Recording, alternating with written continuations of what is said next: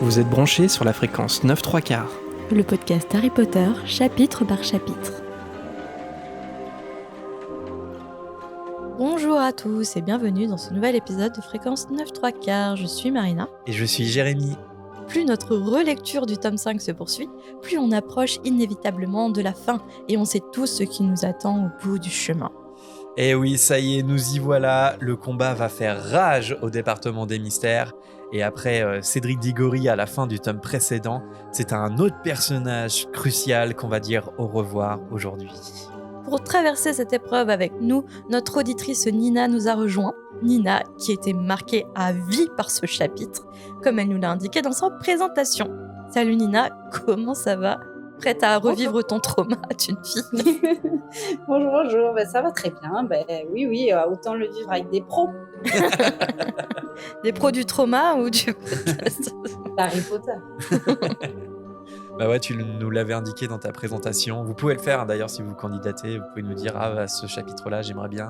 On peut pas toujours répondre à vos demandes, mais là ça a été le cas pour toi, Nina. On avait noté ça et avec l'ancienneté de ta candidature, tout ça, ça concordait plutôt pas mal. Et donc on va revivre ce chapitre assez traumatisant au-delà du voile. Est-ce que tu peux te présenter pour ceux qui nous écoutent, Nina, en nous expliquant d'abord comment tu as découvert Harry Potter et puis comment tu es tombée sur Fréquence 9 3 quarts? Alors c'est marrant parce que justement, je me posais la question de comment j'avais retrouvé le podcast et j'ai entendu la réponse il y a pas longtemps dans un épisode.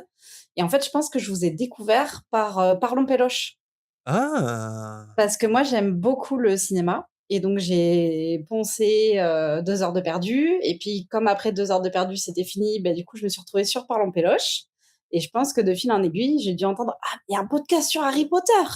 Et donc je vous ai découvert assez tard, en fait, parce que je crois que j'ai commencé le podcast l'année dernière, donc j'ai tout rattrapé et du coup, je me suis dit: «Bon, vas-y, je peux tenter de postuler et voir et tout ça, qu'est-ce qui se passe?» Donc en fait, quand j'y réfléchissais, j'ai écouté les podcasts, là, il y a pas longtemps et je me suis dit: «Ah mais oui, c'est par Parlons Péloche, en Pas fait, quand que il j'ai faisait le découvert». roco, il disait qu'il Peut-être, ouais. s'endormait sur notre podcast ou un truc comme ça, non ? Peut-être que Thomas, il avait cité Fréquence 9 3 quarts. Mais peut-être dans le dernier épisode, je crois, reco. Ou Qui alors en avait quand parlé avant. nous, on l'avait invité, peut-être qu'ils avaient fait une publication, c'est Je sais possible pas. aussi. Le featuring qui n'aura jamais eu lieu, hélas. Non. Parce que Il est parti vers d'autres aventures. ouais, sur YouTube et puis il a explosé après dans l'humour, mais c'est vrai Dans que l'humour. ouais, mais c'est vrai qu'on voulait trop faire un épisode de Parlons Péloche, puis finalement il a dû arrêter l'émission avant que ça puisse le Non, faire. puis Mais nous, non. on a eu Thomas dans le tome 3. Non, au départ, il y a eu le Covid dans notre projet. Oui, ah oui.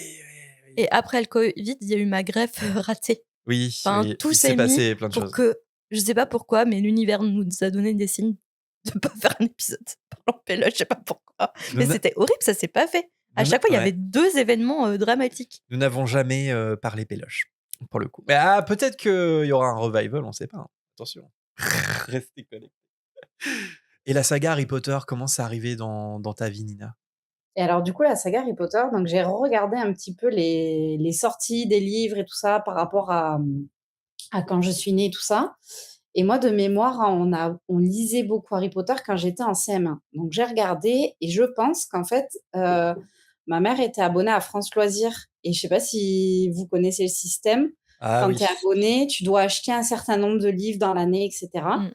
Et je pense qu'en fait, elle a acheté, les 3 premiers volets en format poche. Je crois qu'ils se sont sortis à un moment en coffret. Ok, Un coffret avec les 3 premiers volets et du coup, elle nous a offert à Noël.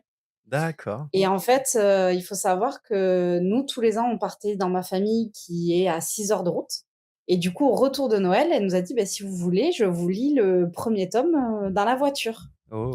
Et donc on a fait tout le trajet où en fait, elle nous a lu le livre et on est arrivé à la maison, il restait, je pense une demi heure, 1 heure de lecture, pas beaucoup et on est sortis de la voiture, on n'a pas déchargé la voiture, on s'est assis dans le salon, elle a fini le livre et après on est allé ranger toutes les affaires. Bah, incroyable, un Donc beau rythme de c'était lecture aussi, hein. Alors, non, moi je retiens que ta maman pouvait lire en voiture et en plus oui, à voix haute sans vomir. Bravo! Là, c'est un exploit, Bel hein. exploit. ouais, donc elle nous a lu, tout le tome, d'une traite Donc on était, avec ma petite sœur, mon père, tous les 4 dans la voiture et c'est comme ça qu'on a découvert le premier tome d'Harry Potter et donc je pense que j'ai enchaîné tout de suite après avec le 2 et le 3 parce que vraiment il me semble que c'était dans la foulée et du coup à l'école, on nous appelait les Harry Pottrices avec mes copines parce qu'on lisait pendant la récréation et donc du coup le directeur de l'école, il nous appelait les Harry Pottrices donc C'est avant les vraiment Potterheads. Ouais, c'était ouais, ouais, c'est ça et précurseur. on était que des filles en plus C'est donc joli voilà, comme donc nom. c'est comme ça que j'ai découvert Harry Potter et je pense que ça concordait le troisième, ça devait concorder aussi à peu près avec la sortie du premier en film, non? Parce que je me Heu, rappelle Bah, qu'on est quand le premier film est sorti, il y avait les 4 premiers tomes qui étaient sortis. La Coupe de feu, ça faisait pas si longtemps que ça qu'il était sorti en français. Voilà, c'est pour ça, moi, je me souviens du coffret avec les 4 au moment de la sortie du premier film. Mais il y a dû y avoir un coffret avant ça avec les 3 premiers, hein, c'est Il possible, me hein. semble, oui. Ouais et et du coup, ouais, je me rappelle avoir vu le film, mais ça n'est enfin, je pense que c'était des conditions, très dangereuses. C'est-à-dire que ça avait tellement fait une, effervescence, tout ça, Harry Potter et tout, qu'on a été dans un tout petit cinéma, ils avaient vendu plus de places qu'il y avait de places assises dans le cinéma, donc on a regardé le film assis dans les marches ah ouais. d'escalier du cinéma. Et pour autant, on était trop contents. On était vraiment super contents, mais avec le recul, maintenant avec mon regard d'adulte, je me dis: «Mais c'était Oui. super dangereux». Je me dis: «Si jamais il y avait Tellement. eu quoi que ce soit dans le cinéma, c'était foutu». Tu as découvert Harry Potter, ça en plus, ça fait un souvenir avec ta famille. Ouais. Je trouve que c'est un Ouais, beau oui, bah, du souvenir coup, ça. Mmh. ça a beaucoup été un truc en famille où à chaque fois on se passait les livres ensemble, on les lisait les uns après les autres, Ah, j'aime bien, je trouve mes ça trop parents me beau. le lisaient le soir, enfin c'était vraiment et puis après j'ai eu le premier livre audio en cassette que j'écoutais sur mon Waouh! poste, cassette, que Waouh! je l'écoutais pour m'endormir, vraiment je l'ai poncé le premier aussi, enfin voilà, c'est Ils sont sortis en quelle année ça? Les livres audio, ça Ah existait déjà en bah, cassette? oui, oui, parce Ah que je quoique pense que oui, ils faisaient les Disney, 99, je je crois crois, en Bernard Giraudot, me semble. Je crois que c'est avant 2000, hein. mais je crois que j'avais les cassettes Disney livres audio en fait, ouais. Ouais, ouais, ouais, ouais. Ouais, donc ça date en fait. Donc ça, c'est sûr que les premiers livres audio datent d'avant, le premier film, ouais. Ouais. Donc tu es né au début des années 90 comme nous, je pense, il y a ouais, quelques indices. 91. Ah bah Ah voilà, bah team comme nous, 91. Bon bah, 35 ans. eh oui, eh oui. Et après toutes ces années, quelles sont tes préférences, Nina, au niveau, personnages, livres, films? Alors du coup, ça faisait longtemps j'avais pas relu les livres depuis très longtemps et comme on en a parlé quand on a fait le test, là, je les ai relus récemment avec les versions illustrées de Mina Lima Ouais. et déjà, le premier truc que je me suis dit en relisant les livres, c'est que je trouvais Hermione insupportable, surtout dans Mmh. le premier livre. Après, elle a une évolution, mais dans le premier livre, elle est affreuse et Harry, pareil, j'arrivais pas à accrocher, je me disais: «Mais il est trop, Torturé. impulsif, il Mmh. réfléchit pas». Bon après il est jeune, hein, c'est normal. Mais ouais après le trio de manière générale, c'est ce qui fonctionne. J'avais pas de préféré dans le trio quoi, c'était les 3, c'était leurs aventures, c'était comme ça quoi. J'aimais toujours retrouver les 3 à chaque fois et puis voir comment ils évoluaient.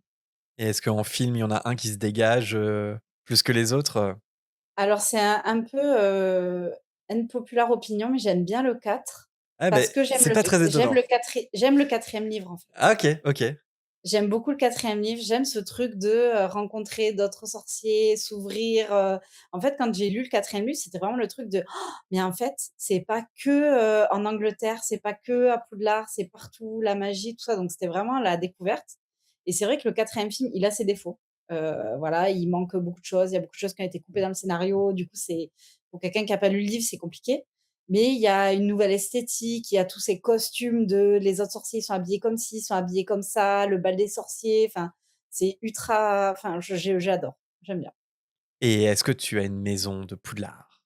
Alors, j'ai fait le test du choix pot. La première fois que j'ai fait, il m'a dit Gryffondor. Mais c'est pas que j'étais pas satisfaite du résultat, c'est que j'ai douté et donc en fait, j'ai trouvé sur Reddit quelqu'un parce qu'en fait, sur le test, c'est genre 8 ou 10 questions, quelque chose comme ça. Ouais, ça fait longtemps que je l'ai pas fait celui-là de Ouais, Pottermore, je sais pas, Wizarding je sais World, mais plus. oui, ça doit être ça, ouais. Et en fait, sur Reddit, il y a quelqu'un qui a fait faire le test à plein de bots et en fait, il y a une cinquantaine de questions et dans les 50 questions, aléatoirement, il y en a qu'une dizaine qui Ah! sont sorties OK. et donc en fait, moi, j'ai téléchargé toutes les questions et j'ai répondu à toutes les questions pour voir et en fait, à un point près, en fait, je suis serdeg. Ah, OK, Serre d'aigle intéressant. et ascendant du coup Gryffondor pour moi, donc je pense que ça aurait été un chapeau flou. Ouais, donc ça peut dépendre. Ah, c'est intéressant ça, parce que c'est le même test encore aujourd'hui, ça dépend, des questions sur lesquelles tu tombes aussi, Bah, après, je trouve que, comme les questions, quand tu les lis bien, c'est bien orienté. Ouais, Tu généralement, peux ouais, tu peux choisir tes réponses. Les réponses sont orientées en fonction de la maison. Quand tu choisis une certaine réponse, tu sais à quelle maison elle correspond. ouais, c'est plus ou Enfin, moins je l'ai fait il y a évident. 2-3 ans, mais je sais pas si ça a changé. Ouais, ouais, ouais. Bah, en tout cas, sur certains tests, qui ne sont pas officiels, des fois, c'est grugé parce qu'il y a 4 propositions à chaque fois. Tu sais que tu sais laquelle est Gryffondor, laquelle est Poussoufle et cetera, quoi. Ouais. OK, OK et ben, bah, tu mets tout le monde d'accord du coup, un Gryffondor, serre d'aigle, chapeau Ouais, flou entre les à 2. une réponse près, franchement, c'est vraiment entre les 2 quoi. Ouais, ouais, ouais. Mais si toi, tu devais choisir, si le chapeau, il t'avait de laissé le choix? Serre d'aigle. Serre d'aigle, OK, OK. Donc plutôt serre d'aigle, ascendance Gryffondor du coup. Mmh. Les Ouais, ouais. nerds. OK et ben, on t'identifie un petit peu plus Nina, merci pour ça et tu resteras avec nous pour l'after show Patreon, comme d'habitude, sur, un thème que tu nous as proposé, une question en fait, sur laquelle on peut débattre, qui est la suivante: «La société magique fait-elle vraiment rêver?» Voilà, ça peut être intéressant parce que la magie, bah, on a tous envie, de faire partie de ce monde, d'avoir notre lettre de Poudlard, mais la description qui est faite de ce monde, de cette société magique justement, est-ce que on a vraiment envie, d'y participer? Voilà, on va voir les pour, les contre dans cette petite discussion bonus, après l'enregistrement et qui, est disponible pour les abonnés Patreon. Voilà. Bon, est-ce qu'on se plonge, dans cette, pas conclusion, mais c'est quand même la fin de quelque C'est chose la conclusion, en ici. tout cas, pour un personnage. Oui. Bon, bah, on y va, je crois, hein. On retourne, dans l'étrange salle des prophéties pour découvrir à qui appartient la mystérieuse voix qu'on avait entendue à la fin du chapitre précédent. C'est inéluctable. Suivez-nous, c'est parti. Harry Potter et l'Ordre du Phénix. Chapitre 35. Au-delà du voile. On revient dans la salle des prophéties et pour décrire la scène telle qu'on l'avait laissée, on a Harry qui tient la prophétie dans la main, Hermione, Ron, Ginny, Luna et Neville à ses côtés et une mystérieuse voix qui ordonnait à Harry de lui remettre la sphère. Sauf qu'il ne s'agit pas simplement d'une voix, mais d'une douzaine de mange-morts qui ont allumé leurs baguettes magiques et les pointent droit sur eux. La voix, elle, venait de Lucius Malfoy. Harry demande où se trouve Sirius, ce qui fait bien rire les mange-morts. Une voix féminine parmi le groupe se moque de lui en l'imitant avec une voix de petit enfant. J'ai beaucoup aimé le le pauvre frère il te manque, Ouais, il a pas compris. elle l'appelle bébé Potter. Puis le feuf. Ouais, ouais, ouais. Pour le traducteur, la voix d'enfant c'est feuf. Harry en profite pour marmonner à Ron à côté de lui de ne rien tenter pour le moment, ce qui accroît encore davantage les moqueries de la femme mange-mort. Mais Lucius met en garde Bellatrix, puisque c'est bien d'elle dont il s'agit, puisqu'Harry a, je cite, une faiblesse très marquée pour le mélodrame. Et là, grâce à cette phrase, j'avais, depuis ma relecture, Mélodrama de Théodora dans la tête. Ah, c'est la chanson, Nanana, ah oui, ouais. J'adore cette chanson. Non, j'aime pas trop. Je comprends pourquoi elle fonctionne, mais je suis là, ouais. J'ai comme une salade. Non, non, la chante pas, s'il te plaît. J'ai même pas les paroles en tête. Mais j'ai la mélodie. Mais par contre, je suis pas sûr de comprendre où Lucius, il veut en venir par, Harry qui a une faiblesse très marquée pour le mélodrame. Il veut dire quoi par là exactement? Ben, c'est le fait qu'il vient avec tous ses amis pour sauver Sirius et tout ça, je pense, non? C'est pas Ah, ça? mélodrame en dans ce sens-là? Ouais. Oui. Il menace de se défendre, Harry, à ce moment-là, il me semble. Au tout Bah, début du chapitre aussi. oui, Il est oui, oui. entouré de sa bande de potes, il est prêt à se défendre face à tous ces adultes, à cette douzaine d'adultes. Et je crois que c'est à ce moment-là où il dit en fait qu'il a un faible pour le mélodrame, Harry. Ouais, OK. Il me semble que c'est ça. À jouer les héros, quoi, c'est un Oui, petit peu il me semble ça. ça. Je sais pas ce que t'en dis, Nina, mais il me semble que c'est ça, le début Mais ça du serait pas un chapitre. rapport avec Dobby? Du fait que justement la première un peu rencontre qu'ils ont eue, ça s'est soldé par, il lui a tellement tenu tête qu'il a réussi à libérer son elfe de maison, en faisant tout un stratagème et tout ça justement effectivement pour passer un peu pour le héros. Je sais pas, j'aurais dit, ça l'a touché personnellement à Lucius, quoi. Ouais, c'est vrai, hein. C'est vrai que j'ai pas pensé à Dobby. Ça, c'est sûr que c'est un truc qui reste, hein, au travers de la gorge de Lucius Malfoy. Et oui, mélodrame peut-être. En fait, c'est le mot mélodrame qui est un peu bizarre ici. J'ai pas été vérifié en anglais si c'était le même mot, mais oui, ça doit être ça, jouer les héros. Enfin, en tout cas, cette faiblesse marquée pour le mélodrame, c'est quelque chose que Voldemort a bien compris d'ailleurs. Harry est persuadé que Sirius est retenu prisonnier, mais Lucius lui fait remarquer qu'il faut faire la différence entre la vie et les rêves. Tout ce qui compte, c'est qu'ils donnent la prophétie, ou alors ils utiliseront leur baguette magique. C'est le signal qu'attendait l'armée de Dumbledore. Tous les 6 pointent à leur tour leur baguette en direction des Mangemorts. L'angoisse d'Harry monte d'un cran. Il s'agit bien d'un piège et il aura mené ses amis vers la catastrophe. Bellatrix commence à lancer un sortilège d'attraction pour prendre la prophétie, mais Harry réagit immédiatement avec un protego. Lucius, de la panique dans la voix, hurle aux Mangemorts de ne surtout pas prendre le risque de casser la prophétie. Bellatrix change alors de stratégie, elle s'avance en retirant son capuchon. Puis elle désigne Ginny en disant qu'ils vont la torturer devant Harry, comme ça il consentira peut-être un peu plus à leur obéir. Mais le groupe se resserre autour de la sœur de Ron, et Harry explique que s'ils s'en prennent à l'un d'entre eux, alors ils cassent immédiatement la sphère, pas sûr que leur patron soit ravi si ça arrive. Pour gagner du temps, Harry demande de quelle prophétie il s'agit et pourquoi elle est si importante pour Voldemort. Ce qui est une question sincère puisqu'il n'en sait rien pour le moment. Le nom de Voldemort fait frissonner le groupe de Mangemorts et Bellatrix s'offusque qu'il ose souiller ce nom avec sa langue de sang mêlé. Mais Harry réplique que Voldemort lui-même est un sang mêlé si jamais il ne le savait pas. Ça si. Le mange-mort lance un stupéfixe, mais Lucius dévie la baguette de Bellatrix au dernier moment. Le sortilège pulvérise des globes de verre un peu plus loin, mais sans toucher Harry. Des silhouettes fantomatiques sortent alors des sphères brisées au sol, et ces dernières parlent les unes par-dessus les autres. Harry ne parvient pas à comprendre ce que disent ces mystérieuses silhouettes, d'autant que leurs paroles sont couvertes par les insultes de Bellatrix et les cris de Lucius qui ordonnent de faire attention à la prophétie. Cela a donné une idée à Harry, mais encore faut-il qu'il parvienne à la communiquer aux autres. En attendant, il répète sa question au mange-mort, pourquoi cette prophétie est si importante que ça? Lucius lui répond par une autre question. Dumbledore ne lui a donc jamais expliqué que la raison pour laquelle il a cette cicatrice au front se trouve ici, au département des mystères. L'ignorance d'Harry fait rire de plus belle le groupe de mange-morts, et Harry en profite pour murmurer à Hermione « Démolissez les étagères à mon signal ».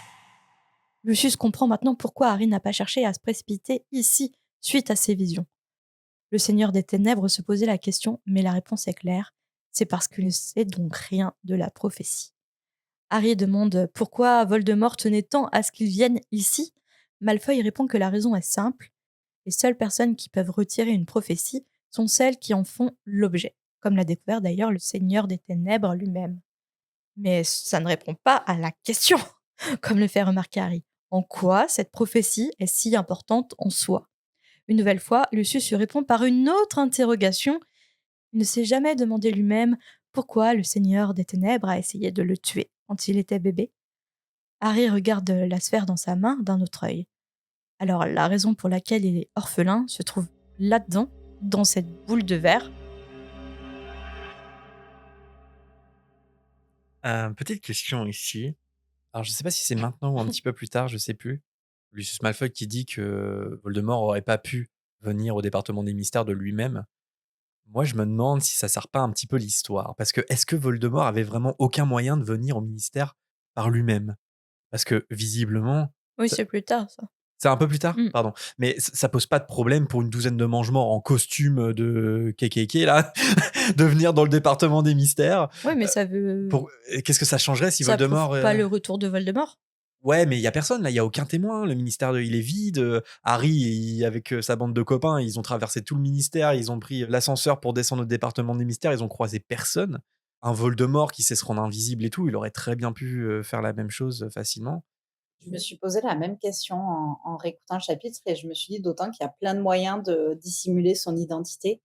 Il aurait vraiment pu prendre, l'apparence d'un des mange-morts qui travaille au ministère, en fait, et y aller sur leurs heures de bureau même. Ça se serait même pas vu, au final. Pourquoi ce soir-là Moi, j'imagine, quand ouais. tu as parlé de changer d'identité, j'imaginais avec une perruque Non, mais regarde, grimée comme ça. tu penses Polynectar, par exemple. Oui, bah, ils le font en plus, Harry, Hermione et Ron, après quand ils doivent retourner au ministère, ils prennent du polynectar. Ouais. Donc il aurait tellement pu en prendre, c'est pas comme si c'était trop dur pour lui d'en préparer ou de se trouver quelqu'un qui pourrait lui en préparer parce qu'il a les compétences magiques pour le faire. Pour Est-ce m que c'est pas un lâche aussi d'envoyer, ses esclaves, en quelque sorte, Oui, prendre la prophétie à sa place? il délègue le sale boulot. Ça, c'est toujours, le cas dans la psychologie de Voldemort. Après, vraiment, c'est pour servir l'histoire. Et puis c'est il faut vraiment que l'histoire dure sur 1 an.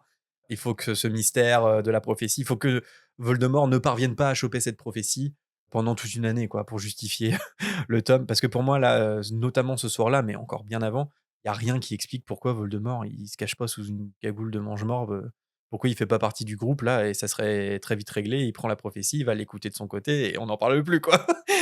Là, c'est un peu une pour moi, il y a une facilité narrative ici, en espérant que le lecteur se pose pas trop la question, quoi. Surtout qu'en plus, enfin moi si j'étais à sa place, j'aurais jamais envoyé quelqu'un d'autre le faire à ma place, en sachant l'importance de la prophétie. Mmh. Parce que Oui. enfin pour moi, Voldemort ça reste quelqu'un qui est ultra paranoïaque en fait.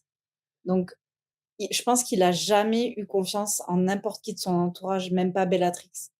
Et donc le fait qu'il y ait le risque que quelqu'un d'autre entende la prophétie plutôt que lui, je trouve que c'est très risqué pour lui, quoi. Je suis même pas sûre qu'en vrai c'est une bonne stratégie ce qu'il a fait là.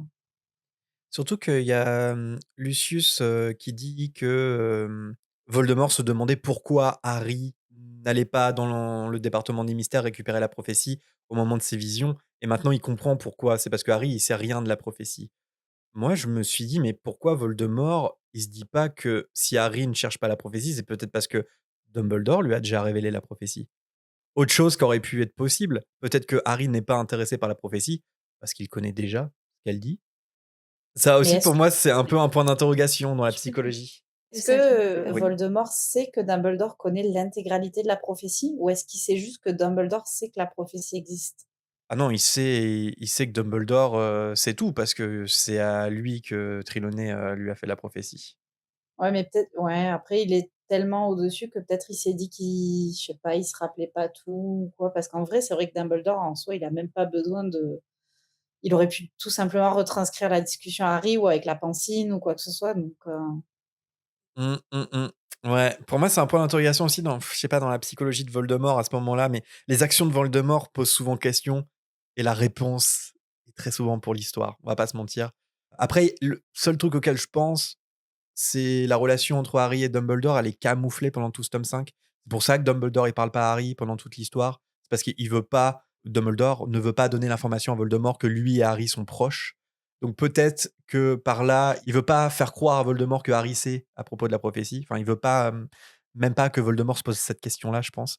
Donc on pourrait donner cet argument, mais après ça répond pas quand même. Pourquoi il n'a pas été au ministère beaucoup plus tôt que ça? Récupérer pas lui-même la prophétie, ça c'est un autre truc. Après un silence, Harry demande dans ce cas pourquoi Voldemort n'est pas venu chercher la prophétie par lui-même. Mais Bellatrix lui rétorque qu'il serait bien trop dangereux pour le Seigneur des Ténèbres de se montrer à visage découvert au ministère, Ah bah voilà. d'autant plus sous l'œil des aurores. Harry a un petit rire, c'est donc ça, c'est à eux, les serviteurs, de faire le sale boulot à sa place. Même chose avec Sturgis et Morose finalement. Alors que Lucius s'apprête à répondre, Harry hurle: Allez-y! 5 voix crient d'une même voix: Recto! Leur sortilège heurte les étagères de chaque côté et une centaine de sphères explosent sous l'impact. Autant de silhouettes fantomatiques font leur apparition et leur voix résonne partout dans l'immense salle. Harry crie à tout le monde de fuir alors que les étagères s'écroulent autour d'eux. Il court derrière Ron, Ginny et Luna. Un mange-mort l'attrape par l'épaule, mais Hermione vient à sa rescousse à l'aide d'un stupéfixe. Bientôt, il franchit la porte par laquelle ils sont entrés. Accompagné de Neville, Hermione claque la porte par le sortilège qu'Ola porta pour la bloquer. Harry regarde autour de lui. Il pensait que Ginny, Ron et Luna seraient déjà là, mais non. Ils ont dû prendre une autre sortie. Derrière la porte, ils entendent Lucius donner ses ordres. Les mange-morts se répartissent 2 par 2 pour les traquer et il rappelle la consigne principale: ne rien tenter sur Harry tant qu'il a la prophétie, mais permis de tuer les autres si nécessaire. Harry, Hermione et Neville s'éloignent et traversent la salle du temps. À mi-parcours, la porte condamnée par Hermione cède et les 3 amis se cachent alors sous une table. Les pieds de 2 mange-morts font bientôt leur arrivée. Alors que l'un demande à l'autre de vérifier sous les tables au cas où, Harry lance un stupéfixe qui renverse le mange-mort le plus près contre une grande horloge. L'autre mange-mort s'apprête alors à lancer un sortilège de mort, mais Harry le repousse juste à temps. Neville sort de sous la table à son tour et lance un Expelliarmus qui a pour conséquence de désarmer à la fois le mange-mort et Harry. Neville tente de réparer son erreur et lance un stupéfixe, mais il manque le mange-mort en frappant une armoire qui s'effondre au sol, avant qu'elle se redresse contre le mur entièrement réparée, et le mouvement se répète à l'infini. Pendant ce temps-là, le mange-mort en a profité pour saisir sa baguette et se redresser, mais Hermione parvient à le stupéfixer d'un sortilège en pleine poitrine. Ce dernier bascule en arrière sur la mystérieuse cloche avec l'œuf. Étrangement, le verre sous la cloche ne se brise pas, mais à la place, la tête du mange-mort passe à travers. Il se passe alors un phénomène des plus bizarres. Comme dans une bulle, la tête du mange-mort se transforme en tête de bébé, puis elle reprend sa forme normale, là aussi dans un mouvement continu comme l'armoire. Harry s'apprête à lancer un sort, mais Hermione lui fait baisser sa baguette. Elle lui fait remarquer qu'ils vont pas s'en prendre à un bébé quand même. Et là, votre avis? Est-ce que vous auriez stupéfixé le mec à la tête de bébé? Je pense que j'aurais été sidérée déjà. Oui. Mais juste un point important là. Là, c'est là où tous les retourneurs de temps, ils ont été cassés du coup. C'est ce qui est écrit dans le livre. Bien Tous les vu. sabliers bizarres là. Ouais, dans À l'armoire. ça de ne pas avoir Harry Potter et l'enfant maudit. Ouais, ouais, ça par contre, l'enfant maudit, ça n'explique pas, mais ouais, oui, c'est à ce moment-là, enfin, c'est JK qui l'avait dit après que effectivement, quand l'armoire est cassée, et cetera, il y a plus de retourneurs de temps qui existent, parce qu'ils étaient tous, présents. À ce moment-là, ils sont tous détruits. L'enfant maudit. Ah! Mais oui, oui, bien vu, Nina. Non, tu réponds pas à ma question Si, pour la si, tête si, de si, bébé? on fuit ta question là. Il a le corps d'homme, c'est juste sa tête de bébé dans la cloche bizarre. Ouais, je suis d'accord. Oui, Stupéfixe-le, ouais, quoi. mais dans le livre, c'est après. En fait, il sort de sa bulle et il les poursuit avec sa tête de bébé. C'est un film d'horreur, c'est affreux. Ouais, c'est Ouais, vraiment, moi j'ai vu horrifique. stupéfixe, ça reste un mange-mort. Oui, pour moi, C'est pas un bébé. c'est sa tête qui se transforme et oui, oui, c'est pas un Ouais, mais bébé, ouais. on voit qu'il a pas des réactions d'adulte. Ouais, Il ouais. maîtrise pas son corps, il réfléchit pas, enfin, je pense qu'il y a vraiment un problème, comme si vraiment il avait la réflexion d'un bébé, mais avec un corps d'homme en dessous, c'est affreux. Plus une anomalie du temps, en gros, quoi. C'est. Ouais. Bon, moi, dans tous les cas, je le stupéfixe quand même, hein. Là, je trouve qu'Hermione, elle est un peu trop gentille. Ouais, ça, je trouvais sa réaction un peu bizarre. Ouais. Je pense que c'est de Ouais, mais l'humour après ici. ça a de l'importance au final. Ouais, c'est vrai. On apprend là quand Lucius, il donne ses ordres un peu plus tôt, à travers la porte, on apprend le nom des 12 mange-morts qui sont présents, qui sont 12. Je vous les donne pour le souci du détail.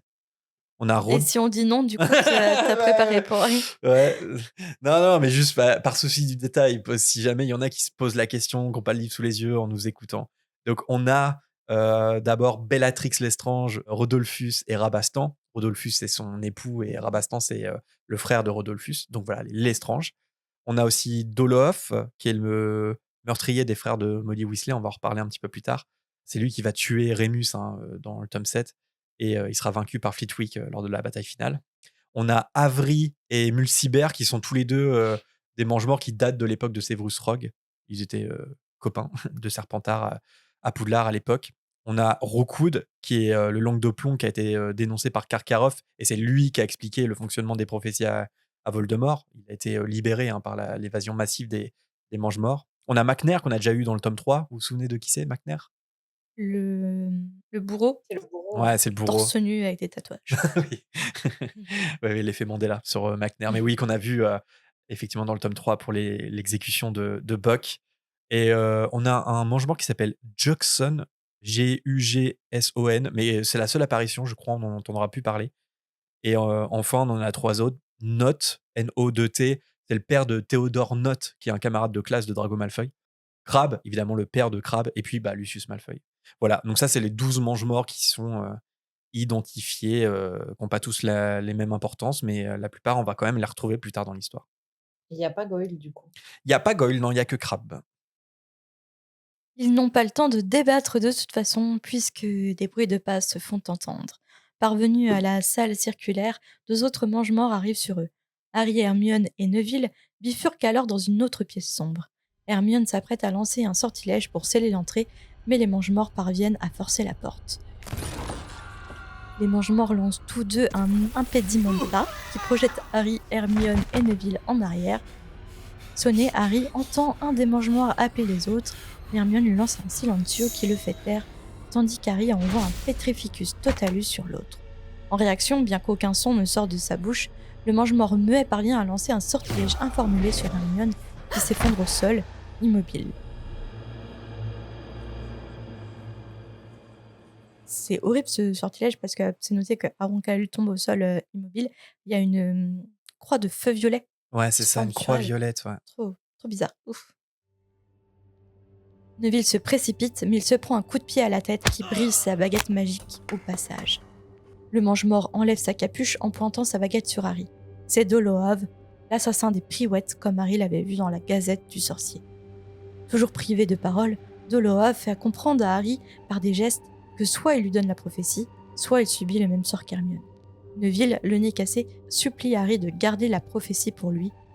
Harry lui espère de tout cœur qu'Hermione soit encore vivante.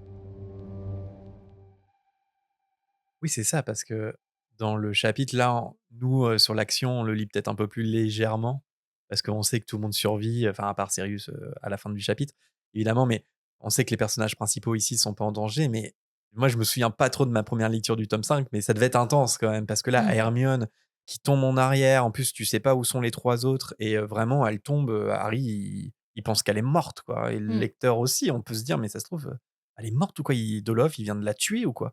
Ça, on a peut-être tendance à l'oublier, mais c'est hyper, Ouais, et puis il se passe plein de trucs à la fois, fort, donc quoi. pour une première lecture, Ouais, ça doit être l'ascenseur émotionnel. ouais, c'est l'ascenseur émotionnel.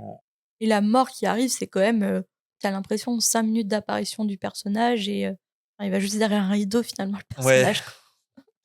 on a envie d'y arriver à cette partie, on a envie d'en discuter, mais vous inquiétez pas, ça arrive. Ou inquiétez-vous justement. Au même moment, le mange-mort à la tête de bébé fait son entrée dans la pièce en pleurant et en agitant ses poings à l'aveugle. Ah, c'est ça que tu disais, Nina, même physiquement, il agit un peu comme un bébé avec ses petits poings comme ça. Bon, Ça fait un peu karma, c'est un peu genre Hermione, elle lui a dit de le laisser tranquille et du coup, bah, c'est lui qui va leur permettre de s'échapper. ouais, c'est ça. Oui, oui, oui. Dans tous les cas, stupéfixe, hein. Heu, Harry profite, que Dolohov soit déconcentré par cette éruption pour lui envoyer un énorme Petrificus Totalus en pleine poitrine. Harry plonge immédiatement vers Hermione en la secouant légèrement. Cette dernière est toujours immobile, mais Neville fait remarquer qu'ils sont toujours son pouls. Elle est vivante. Harry ressent alors un énorme soulagement. C'est ça, là, c'est le soulagement qu'a le lecteur à ce moment-là, que nous, on a peut-être un peu oublié, parce qu'on sait Mmh. fort bien que Hermione survit à ce moment-là, évidemment. Elle s'en sortira sans trop de séquelles, d'ailleurs. Mais bon, on a pu se poser la même question que Harry sur une page, quoi. Harry propose à Neville de quitter le département des mystères en prenant Hermione avec lui pour sonner l'alerte. Mais Neville préfère rester combattre et rejoindre les autres. Ils n'ont qu'à emmener Hermione à deux. Harry acquiesce en lui donnant d'abord la baguette d'Hermione, vu qu'il vient de casser la sienne. Neville dit que sa grand-mère va le tuer, puisque c'était la baguette de son père. Petite question, parce que c'est une théorie qui revient souvent. Est-ce que le fait d'avoir sa propre baguette va jouer un rôle dans l'évolution de Neville à partir du tome 6? Parce que là, c'est vrai qu'il casse la baguette qui appartenait à son père, et à partir du tome 6, il aura sa propre baguette, voilà, faite par Ollivander. Est-ce que pour vous, c'est aussi quelque chose d'important dans l'évolution de Neville, ou est-ce que c'est plus un détail? Alors moi, personnellement, j'en suis convaincue, d'autant après, cet épisode-là de la bataille des mystères.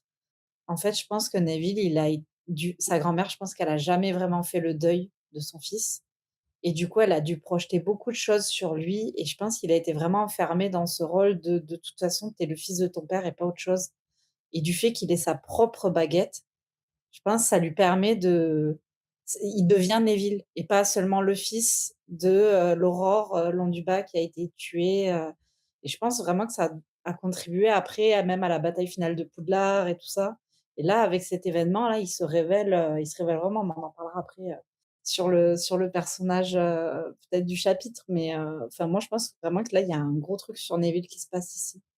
Ouais, je suis assez d'accord. Finalement, c'est peut-être des raisons plus psychologiques.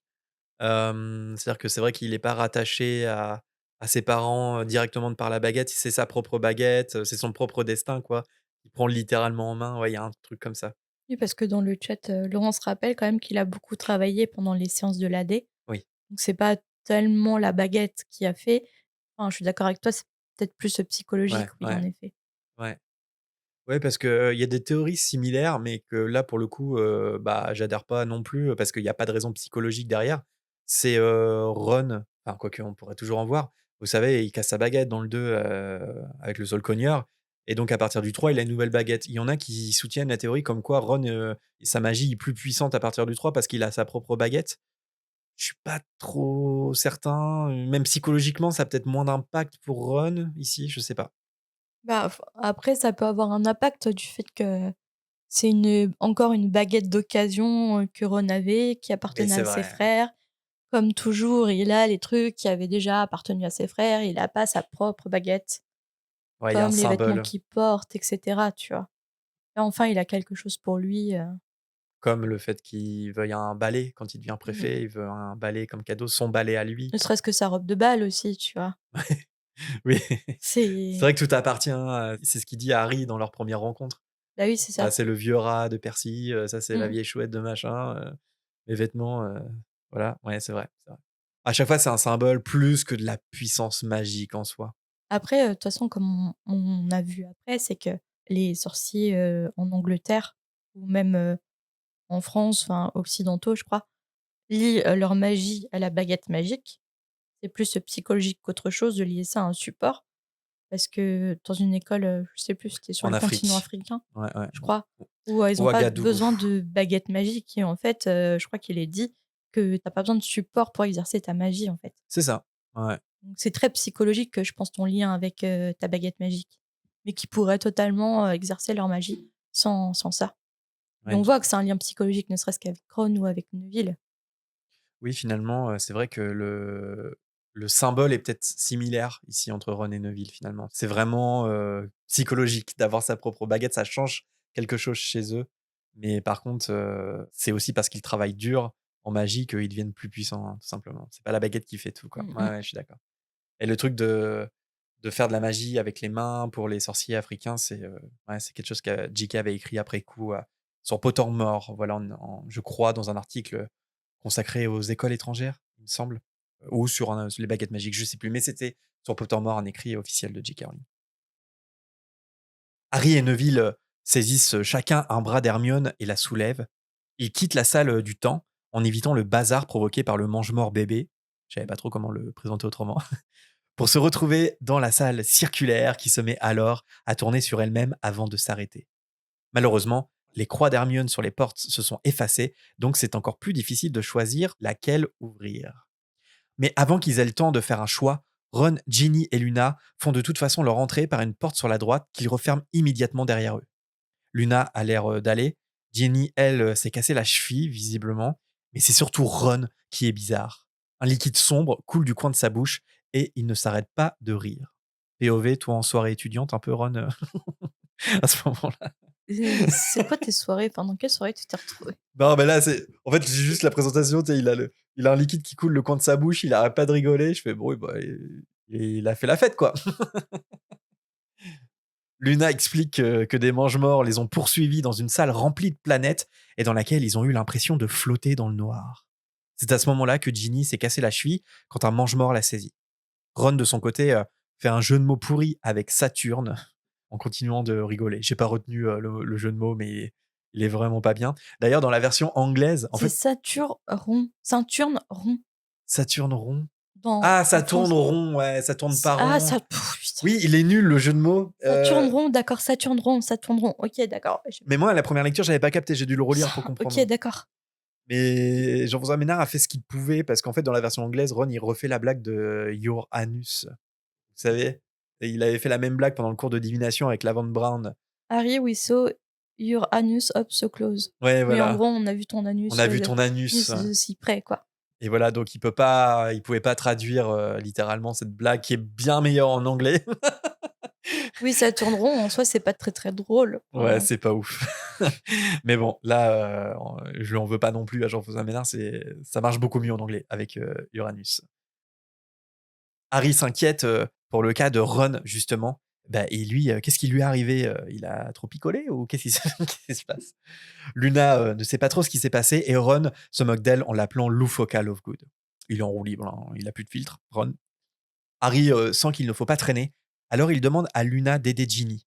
Cette dernière est d'abord réticente à recevoir de l'aide, et finalement il s'avère vite qu'elle ne peut pas tenir debout toute seule, donc Luna la tient par l'épaule. Mais même s'ils sont maintenant tous réunis, le problème reste le même. Il y a 12 portes devant eux et aucun moyen de savoir laquelle prendre pour rejoindre l'ascenseur. Pas le temps de tergiverser de toute façon, Bellatrix débarque accompagnée de 2 autres mange-morts en lançant des stupéfixes de partout. Il y a combien de stupéfixes dans ce chapitre? Renommage stupéfixe. Harry se précipite vers la porte la plus proche en tenant Ron et tous les autres le suivent. Harry a tout juste le temps de faire un colporta sur la porte derrière lui. Il entend les mange-morts faire demi-tour en se félicitant qu'ils les tiennent pour de bon. Et en effet, Harry regarde autour de lui. Ils sont de retour dans la salle des cerveaux qui comporte plusieurs autres portes. Tous se précipitent vers ces portes pour tenter de les bloquer par la magie. Mais lorsque Luna tente de condamner la dernière porte du fond, elle est projetée dans les airs avant de retomber plusieurs mètres plus loin, inerte. Bellatrix, qui a fait son entrée, pointe du doigt Harry et ce dernier file de l'autre côté en tenant toujours Ron. Mais Ron, lui, n'a pas vraiment l'intention de se dépêcher. Il est intrigué par les cerveaux au centre de la pièce et en se marrant, il lance un Axio Cerveau. Harry comprend tout de suite qu'il se passe quelque chose de grave. Un des cerveaux lévite dans les airs en faisant tournoyer ce qui ressemble à des bobines de film autour de lui. Dès que Ron touche le cerveau, les bobines s'enroulent autour de ses bras comme des tentacules, puis bientôt autour de son corps tout entier. Ron crie qu'il ne veut plus, qu'il veut que ça s'arrête, mais il ne parvient pas à se défaire des bobines de film. Harry lance un diffindo, mais rien n'y fait. Ginny, qui s'est approchée, prend un éclair de lumière rouge lancé par un mange-mort en pleine tête, et elle tombe à terre à son tour, inconsciente. C'est violent, hein. Je sais pas ce que ça représente les cerveaux dans cette pièce. Le savoir, les souvenirs. Ouais, je crois qu'elle est appelée la salle du savoir, il me semble. Des bobines de films pour les souvenirs, peut-être? Je sais Ouais, pas. ouais, je sais pas trop quelle recherche, mais ça doit être des recherches autour de la mémoire, peut-être de la pensine. Est-ce que tu penses que c'est des expériences dans ces salles? Ouais, je pense. Les langues de plomb, je les vois un peu comme des chercheurs qui font des expériences secrètes quoi, pour faire avancer la magie. Mais c'est pas plus mal qu'on sache pas. Il y a vraiment un mystère dans ce département des mystères. Mmh. Non, puis c'est glauque, les cerveaux qui enroulent. Enfin, c'est dit que Ron tient à main nue là, les cerveaux là. Ouf. Ouais, ouais, ouais. Autre chose que on aimerait bien voir dans la série HBO. C'est vrai qu'on ne l'a pas dans les films. Bah, ça dépend s'ils prévoient de garder la série tout le public ou pas, en fait. Ouais, ouais. Bah, je pense qu'il y a moyen que ça soit OK, hein, tu sais, c'est pas le pire, finalement. Par exemple, la fin de La Coupe de Feu est beaucoup plus graphique, beaucoup plus Mmh. gore, que le 5, quoi. Bah, là, je pense que le choix d'adaptation de cette scène de la fin de la coupe, je vais dire la coupe du monde, la coupe de feu, ça va déterminer à quel point ça va être sombre Ouais. et j'ai envie de dire accurate, Ouais. parce que je suis bilingue. À quel point c'est Bah, c'est, fidèle. fidèle, Ouais, ouais. merci. Sorry, Hood Girl Au only. livre, au livre, en fait. Déjà, le film était plutôt, fidèle. La fin du 4 était plutôt assez, graphique. Enfin, on voit vraiment, le sang de Harry, par exemple, le bébé, il est vraiment immonde, voilà, ils y ont été quand même, moi, je trouve que peut-être Voldemort est pas assez, maléfique dans son apparence, peut-être, mais voilà, enfin, je trouve que c'était déjà bien dans le film, donc je pense que dans la série, ils peuvent y aller, hein, c'est HBO après tout. Neville, lui, tente de lancer des stupéfixes, mais il ne parvient pas à prononcer correctement la formule à cause de son nez cassé. Avec Harry, ils ne sont plus que tous les deux à lutter contre les 5 mange-morts autour d'eux. Ouais, c'est ça que je voulais dire, c'est assez violent. Enfin là, Ginny qui se prend un stupéfixe en pleine tête, et là, finalement, parmi les 6, il y a plus que Harry et Neville qui sont debout, quoi, qui sont conscients, qui peuvent encore se battre. Et encore, Neville, il a le nez complètement explosé, hein, Et pour des rappel. adultes face à des jeunes ados, quoi. Ouais, ouais, ouais. Avec Lucius notamment qui disait, «Permis de tuer les autres», enfin C'est vrai que ça reste violent quand même, hein, la violence, sur ces adolescents. Harry cherche à éloigner les mange-morts de Neville en courant vers l'amphithéâtre, tout en tenant la prophétie au-dessus de sa tête dans sa course. Et effectivement, cela semble fonctionner puisqu'il les entend le suivre sans oser lancer de sortilège au risque de casser la précieuse sphère. Mais il va trop vite et Harry dégringole les gradins dans une longue chute brutale jusqu'à se retrouver à terre au pied de l'arcade. La prophétie est miraculeusement intacte dans sa main, mais ses jambes tremblent quand il se remet debout. Les mange-morts s'approchent de lui en descendant les gradins d'un air mauvais. Il grimpe alors sur le socle de l'arcade en marche arrière pour garder les mange-morts en visuel. Ces derniers se figent en le voyant s'approcher du voile noir. La voix de Lucius Malfoy résonne alors dans toute la pièce. C'est terminé pour lui. Il n'a plus d'autre choix que de leur remettre sagement la prophétie. Harry crie qu'il le fera uniquement s'il laisse tous les autres partir. Mais Lucius rétorque qu'il n'est pas en position de marchander vu qu'il est le seul et que eux sont encore 10. En descendant péniblement les gradins, Neville hurle que Harry n'est pas tout seul et il tente à nouveau de lancer des stupéfixes sans succès. Il n'arrive pas à prononcer. Dans le texte, il parle Mm. vraiment bizarrement à cause de son nez, quoi. Un des mange-morts le saisit par derrière et Lucius reconnaît alors Neville en faisant remarquer que sa grand-mère a l'habitude de perdre des membres de sa famille, donc sa mort n'en sera qu'une parmi d'autres après tout. La race de Lucius Malfoy quand même à ce moment-là. Cette réflexion, elle est quand même d'une cruauté. Cruauté envers des ados. Enfin, Ouais, en vrai, quand on prend du recul et quand on lit ça à l'âge adulte, on se dit, mais enfin, c'était des adultes face à des ados quand même. ouais, Neville, il a 15-16 ans. Ils ont tous 15-16 ans, même Luna, Ginny, ils sont plus jeunes. Et puis surtout, le fait qu'ils disent oh, bah la grand-mère, elle a l'habitude de perdre des membres de sa famille. Non, mais allô, quoi. Enfin, c'est quoi cette remarque, quoi. Je me demande Après, vraiment. c'est pas pire que Bellatrix quand même.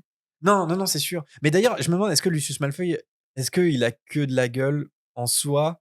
Est-ce que ça lui ferait vraiment rien, là, de tuer Neville? Ou Il est-ce pourrait que. tuer Harry, donc Ouais. Moi, je suis pas sûre. En vrai, même dans le 2, on le voyait qu'il c'était très facile pour lui de s'en prendre à des enfants avec, des réflexions sur, «Ah, vous êtes mal sapés, vous avez des vieux livres et tout».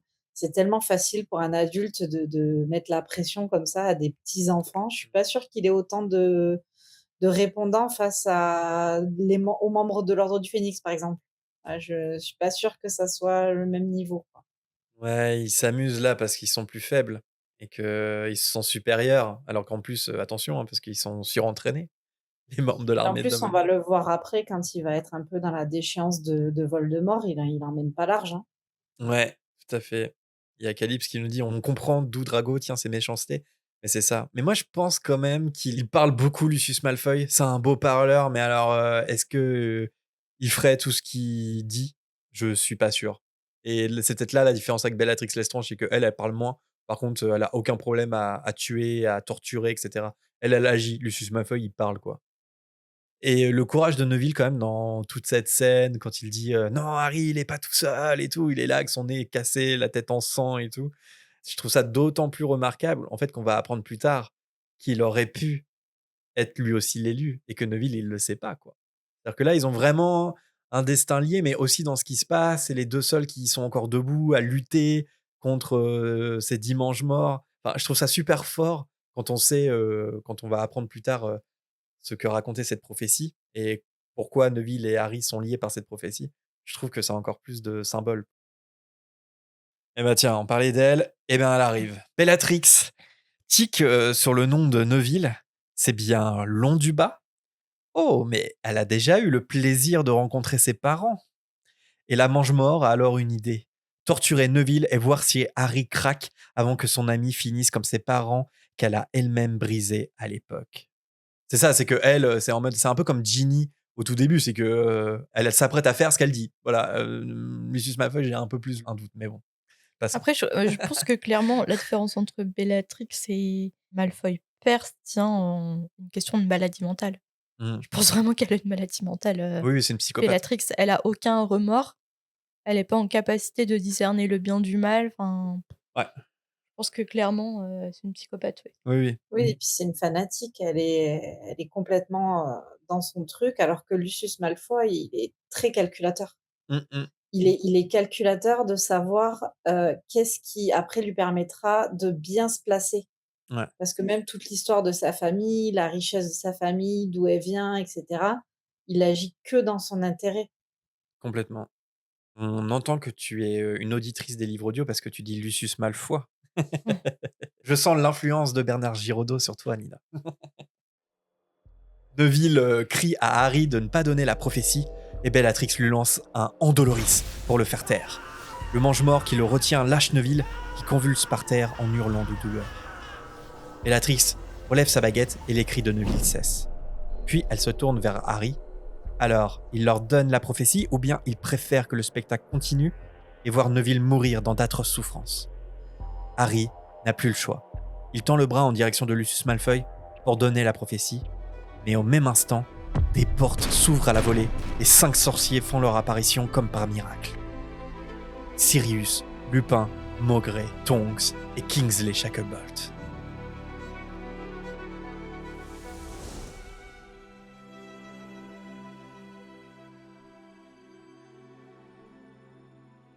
J'ai appelé ce moment L'Ordre du Phénix Avengers Infinity War. Le moment épique de l'arrivée des membres de l'Ordre du Phénix. Dans le film, c'est pas complètement comme ça, mais par contre, il y a bien Harry qui tend la prophétie aussi à Lucius Malfoy. Voilà, Harry a le même geste finalement dans le livre aussi. Il s'apprête à baisser les bras et à épargner Neville ici. Malfoy a à peine le temps de se retourner qu'il se prend déjà un sortilège de stupéfiction par Tonks. Allez, boum, karma. Harry saute pour se mettre à l'abri, alors que le combat entre Mange-Mort et membres de l'Ordre commence. Il rejoint Neville qui, comme lui, rampe par terre. Ils évitent de justesse un sortilège qui provoque un cratère dans le sol, mais un Mange-Mort saisit le cou de Harry par derrière. Il suffoque, mais dans la bataille, aucun membre de l'Ordre ne s'aperçoit que Harry est en train d'étouffer. Neville bondit et enfonce la baguette dans l'œil du Mange-Mort à travers sa cagoule. Le Mange-Mort bascule alors en arrière en libérant Harry qui respire à nouveau. Dans le mouvement, la cagoule a glissé, laissant apparaître le visage de McNair, le bourreau du ministère. On en parlait un petit peu plus tôt. Harry ne perd pas un seul instant et il le stupéfixe pour le neutraliser. Sirius passe devant eux, aux prises avec un adversaire, et pas loin, Dolohov parvient à mettre à terre Maugrey, dont l'œil magique glisse au sol jusqu'à Harry. Ça aussi, c'est un peu... Il y a Harry qui bute sur l'œil de Maugrey, il baisse les yeux, et là, c'est l'œil qui le regarde, c'est... Ça peut faire un peu un running gag quand même. Oui. Ouais. Le mange-mort se dirige ensuite vers eux en lançant un Tarantalegra qui touche Neville et ses jambes se mettent alors à gigoter par elles-mêmes comme s'il faisait un numéro de claquette. Petite question quiz pour vous là, par rapport à ce sort, Tarantalegra. C'est pas la première fois qu'un personnage lance ce sortilège dans la saga. À quel moment avions-nous déjà vu ce sortilège dans les livres? C'est pas dans les films, c'est dans les livres. Peut-être dans le chat Patreon. Nina, Marina, ça vous dit rien? Je pense que c'est ce que j'avais en tête parce que enfin, je retrouve la même réponse dans le chat, Ça serait quoi? dans le club de duel. Drago et Harry, non? Ouais, bravo Calypse, Maxime, qui d'autre? Laurence? Ouais, bravo à tout le monde. C'est bien ça, c'est Drago qui le lance contre Harry lors du club de duel dans le tome 2. Et c'est pour ça que je dis pas le film, parce que dans le film, il lance pas ce sortilège, hein, il me semble.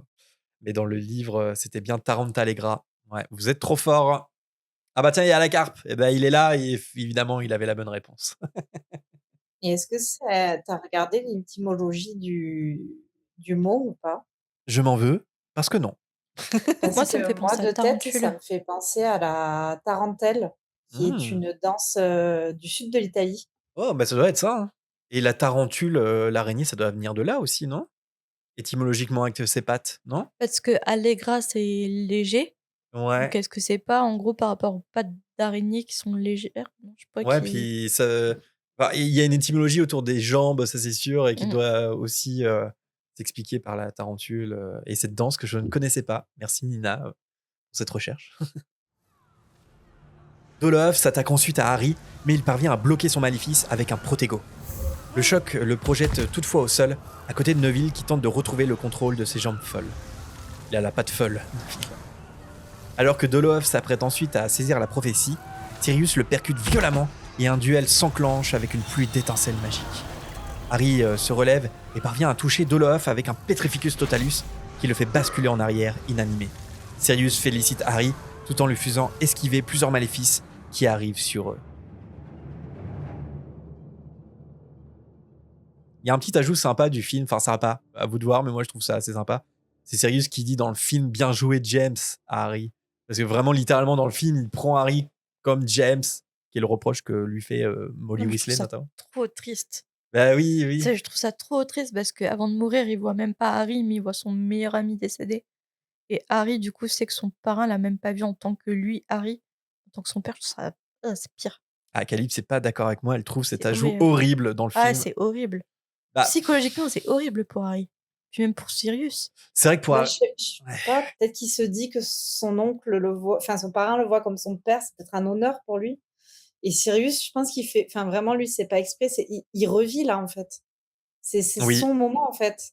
Il a été enfermé, enfin pour lui, c'est vraiment son moment quoi. Donc pour le coup, je trouve que ça transmet bien la psychologie du personnage. ouais, comme nous dit Laurence dans le chat Patreon, c'est que dans le film, ça vient valider la théorie de Molly Weasley, comme quoi Sirius, il prend Harry pour James, comme si Bah le oui, temps c'est s'était ça. arrêté. Il y a certainement une part de vérité là-dedans, mais le film en fait une vérité absolue, parce que à ce moment-là, effectivement, Sirius, il appelle carrément Harry James, quoi. Mm. Et ce lapsus en dit beaucoup. Je sais pas, c'est vrai que si on trouve que ça résume pas non plus la psychologie de Sirius, je comprends que cet ajout dans le film, cette réplique, elle est pas appréciée. Moi, je trouve ça OK parce que je trouve que c'est une adaptation et donc du coup, ils prennent le parti pris que Sirius, il est dans cet état d'esprit-là et que du coup, bah, comme tu dis Nina, dans l'euphorie du mouvement parce que là, il revit avant de mourir, paradoxalement, il revit en combattant enfin les Mange-Morts, en se sentant utile et il confond en fait, Harry avec James parce que Ouais, c'est mais ce qu'il faisait à l'époque, quoi. pour une fois qu'Harry avait trouvé un membre quand même assez proche, enfin, un membre de la famille, oui et non, mais en tout cas son Ouais. parrain. Il faut que son parrain le voit pas en tant que lui, Harry, mais en tant que James, son père décédé, quoi. Ouais, Ça ouais, lui ouais. enlève quand même un peu de même si la relation elle est pas saine, ça je sais pas, ça en fait une relation toxique un peu. Je suis d'accord que pour Ouais, Harry, en fait, c'est c'est horrible. horrible. C'est vrai que c'est peut-être là aussi, on pourrait dire: «Ah, est-ce que cette réplique a vraiment sa Mmh. place?» Ah ouais, c'est sujet à débat, mais au moins c'est une proposition. Il y a une proposition qui est claire dans le film et c'est voilà, ça reste une adaptation, on est d'accord ou pas avec les choix qui sont faits, mais je trouve ça intéressant, mais sujet à débat encore aujourd'hui. Autour d'eux, le combat fait rage. Bellatrix parvient à faire tomber Tonks des gradins et Kingsley Shacklebot est aux prises avec Rookwood qui a perdu sa cagoule. Ou ta cagoule. J'étais obligé de le caser au moins une fois. On passe à autre chose. Sirius intime à Harry de partir se mettre à l'abri avec Neville. Alors Harry retrouve Neville et il tente de le soulever, mais avant qu'il y parvienne, Lucius Malfoy les font tomber en arrière. Il ordonne à Harry de lui donner la prophétie. Harry fait alors rouler le globe de verre en direction de Neville pour qu'il le saisisse, et dans la foulée, il lance un sortilège à Lucius qui s'écrase alors contre le socle de pierre. Dessus, au pied de l'arcade, Sirius et Bellatrix sont en plein duel. Malfoy se relève et tend à nouveau sa baguette vers les deux garçons, mais cette fois, c'est Lupin qui leur vient en aide en les libérant de leur adversaire.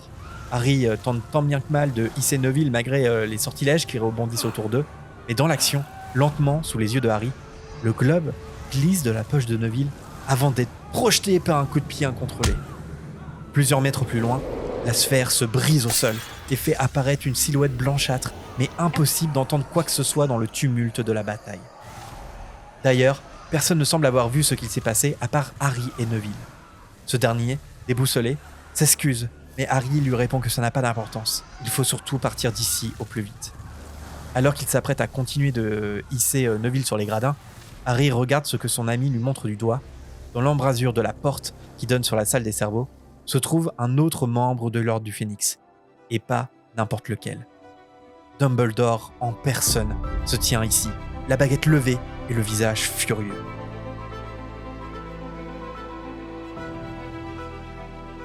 Une vague de soulagement envahit immédiatement Harry. Dumbledore avec eux, c'est bon, ils sont sauvés, c'est terminé.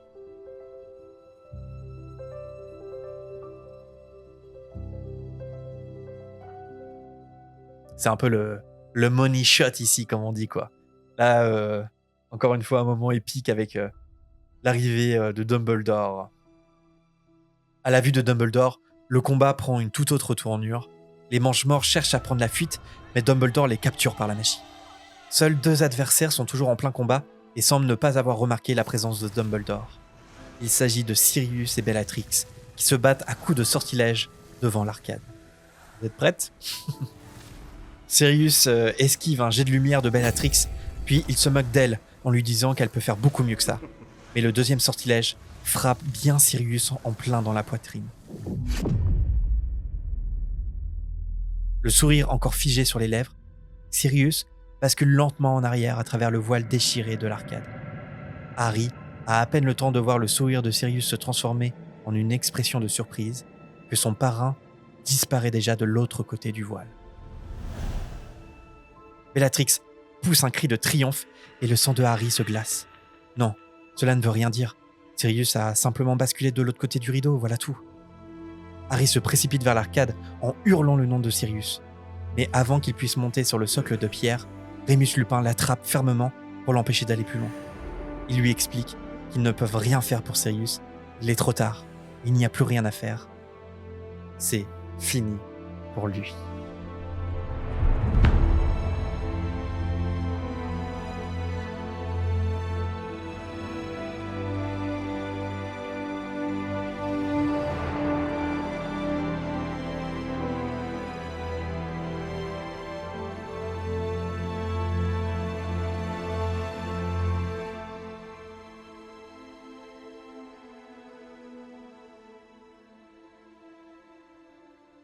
Je me rappelle quand j'ai lu pour la première fois, je regardais les pages comme pour la mort d'Edwige, tu vois. Enfin, mais attends, il est pas mort, c'est pas possible. Enfin, tu sais, t'attends le moment, après tu continues ta lecture et tu attends le moment où en fait Sirius est revenu, machin, et il avait réussi à repasser derrière le voile. Tu m'attends, ça s'est passé trop vite, enfin, c'est pas possible. Il est pas Ouais, mort, quoi. ouais, C'est ce que je disais à Jérémy aussi quand on a fait le petit appel de préparation. En plus, moi, je me rappelle que ce chapitre, je l'ai lu très tard, genre 2 heures ou 3 heures du matin, parce que j'arrivais pas à m'arrêter de lire.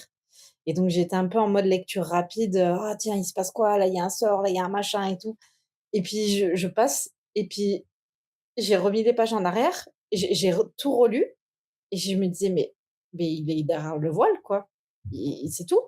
J'étais pas, il est mort, quoi. Et c'est en lisant la suite, je suis là, ah, mais en fait, il est vraiment mort. Mmh, mmh. Ouais, ça se passe trop vite, je trouve. ça se Et passe super vite, ce ça se que je passe dans disais l'action. dans mon hibou, c'est que c'est vraiment, enfin, quand j'ai réalisé, c'est vraiment la première fois, j'ai pleuré devant mon livre. Quoi. Je me disais, ah, mais Ouais. non, c'est pas possible, en fait. Je me disais, c'est pas possible, il peut pas mourir comme ça. Je pense que j'ai chialax aussi. Ouais, Je moi, m'en souviens plus trop, je mais pleurais toutes les morts, je pense. je me souviens de la mort de Dumbledore à la fin du tome 6, ça je m'en souviens très bien. Je crois que j'allais jamais m'arrêter de pleurer. Je me souviens de chaque mort du tome 7, mais le 5 est un peu plus obscur dans ma mémoire. Ouais, c'est un choc, surtout que ça arrive en pleine action. On va pas avoir le temps de digérer, on n'a pas le temps de comprendre aussi, on est un comme Harry. Mmh. C'est-à-dire qu'il est passé à travers le voile, mais ça veut dire qu'il est mort. Enfin, Rémus Lupin a l'air de le dire à Harry, mais je pense qu'on est un peu comme Harry à ce moment-là, on n'est pas prêt à l'entendre. Vraiment, il y a un truc Mmh. comme ça. Et c'est vraiment dans 2 chapitres suivants, dans le bureau de Dumbledore, qu'on va process avec Harry cette information-là, quoi. Et pour le coup, je trouve que dans le film, ils ont clarifié la scène par rapport au livre. Parce que déjà, comment c'est décrit l'arche, moi j'imagine dans le livre un genre vraiment un rideau tangible. Mmh. Parce que vraiment, Mmh. il a l'air de passer au travers de quelque chose. Dans le film, ils ont vraiment mis un genre de voile un peu, pas quelque chose de tangible, mais pourtant quelque chose qui amène vers quelque part. Et quand déjà, on entend le sortilège Avada Kedavra, il me semble, dans le film, Ouais, c'est vrai. que dans le livre, c'est pas dit. Et en plus, ils ont fait ce genre de truc où, en fait, comme s'il était aspiré. Oui. Mmh. Et donc je trouve que ça tend à clarifier la scène, du coup, dans le film. Oui, il devient presque un fantôme à ce moment-là, Gary Oldman, dans cette scène. Oui, la mort, elle est quand même «actée» entre guillemets visuellement. Ouais, alors que dans le livre, c'est un truc beaucoup plus physique qui se passe, c'est C'est que abstrait en fait. il tombe vraiment, en plus, ouais, je crois pas que ça soit un sortilège de mort. Bellatrix lance pas un Avada Kedavra à ce moment-là, c'est juste, il tombe dans le voile Mmh, c'est ça. et J'avais c'est l'impression vraiment dans ma tête, c'était vraiment, littéralement un rideau quoi. ouais, c'est ça. Un rideau fin mais il avait trébuché derrière un rideau quoi. Moi, j'ai une théorie, je pense qu'il a no clip dans les backrooms et que et que Sirius existe toujours. Et c'est vrai que c'est horrible, ce qui se passe ici, après la mort de Cédric Diggory, une nouvelle mort, traumatisante pour Harry, pour nous tous. Et Sirius, ça a un symbole encore, autre pour Harry parce que c'était son parrain. C'était, ce qui l'accrochait à sa famille, à l'histoire de ses parents. Évidemment, c'est une mort horrible pour lui, quoi. Est-ce qu'on va s'en remettre dans la Oui. fréquence? On passe à la rubrique du meilleur personnage du chapitre. Nina, est-ce qu'il y a un personnage préféré, en tout cas qui t'a marqué dans ce chapitre? Je pense que ça s'est compris. Moi, c'était Neville. Je trouve Mmh. qu'il s'est Mmh. vraiment Mmh. révélé dans ce chapitre. Il a montré qu'il était un vrai Gryffondor pour le coup. Il a vraiment fait preuve de courage, de hardiesse. Il a pas voulu abandonner, ses camarades, même s'il était blessé et cetera. Il a voulu aller jusqu'au bout. Il a tenu tête à quand même la femme qui a torturé ses parents. Je trouve que c'est pas rien, quoi. Gestion du trauma, bravo Neville. Ouais, j'ai choisi Neville aussi. Neville, que j'appellerais le Gryffondor ultime. Là, il est en plus animé par un sentiment de revanche qui est similaire à celui de Harry. Autre chose qui les lie ici, outre la prophétie. C'est-à-dire que leurs destins, ils sont vraiment liés de façon assez incroyable parce que là, ils se retrouvent quand même pour la première fois devant Bellatrix Lestrange qui a participé à la torture de ses parents. C'est à cause d'elle que ses parents, sont plus réellement ses parents et qui sont à Sorte Mangouste, quoi. Et donc Harry, lui, est l'orphelin, donc lui, toute sa vie, il se venge de la mort de ses parents. Les parents de Neville sont pas morts, voilà, ils sont toujours, présents, en tout cas, Ouais, enfin, peut-être c'est encore peut-être dans même pire que la mort, hein. bah, c'est ce que dit Dumbledore, hein, il y a des choses Mmh. pires que la mort. Est-ce que ce qui est arrivé aux parents de Neville, c'est pas pire que la mort? Bref, du coup, Neville, c'est un vrai Gryffondor dans le sens où là, il est là pour prendre sa revanche et surtout un fidèle de Harry jusqu'au bout, quoi. Jusqu'à se sacrifier s'il le faut, quoi. Et toi, Marie? Non, moi, c'est pas une bonne chose, mais c'est Lucius pour, sa perfidie Ouais, et sa cruauté envers des ados.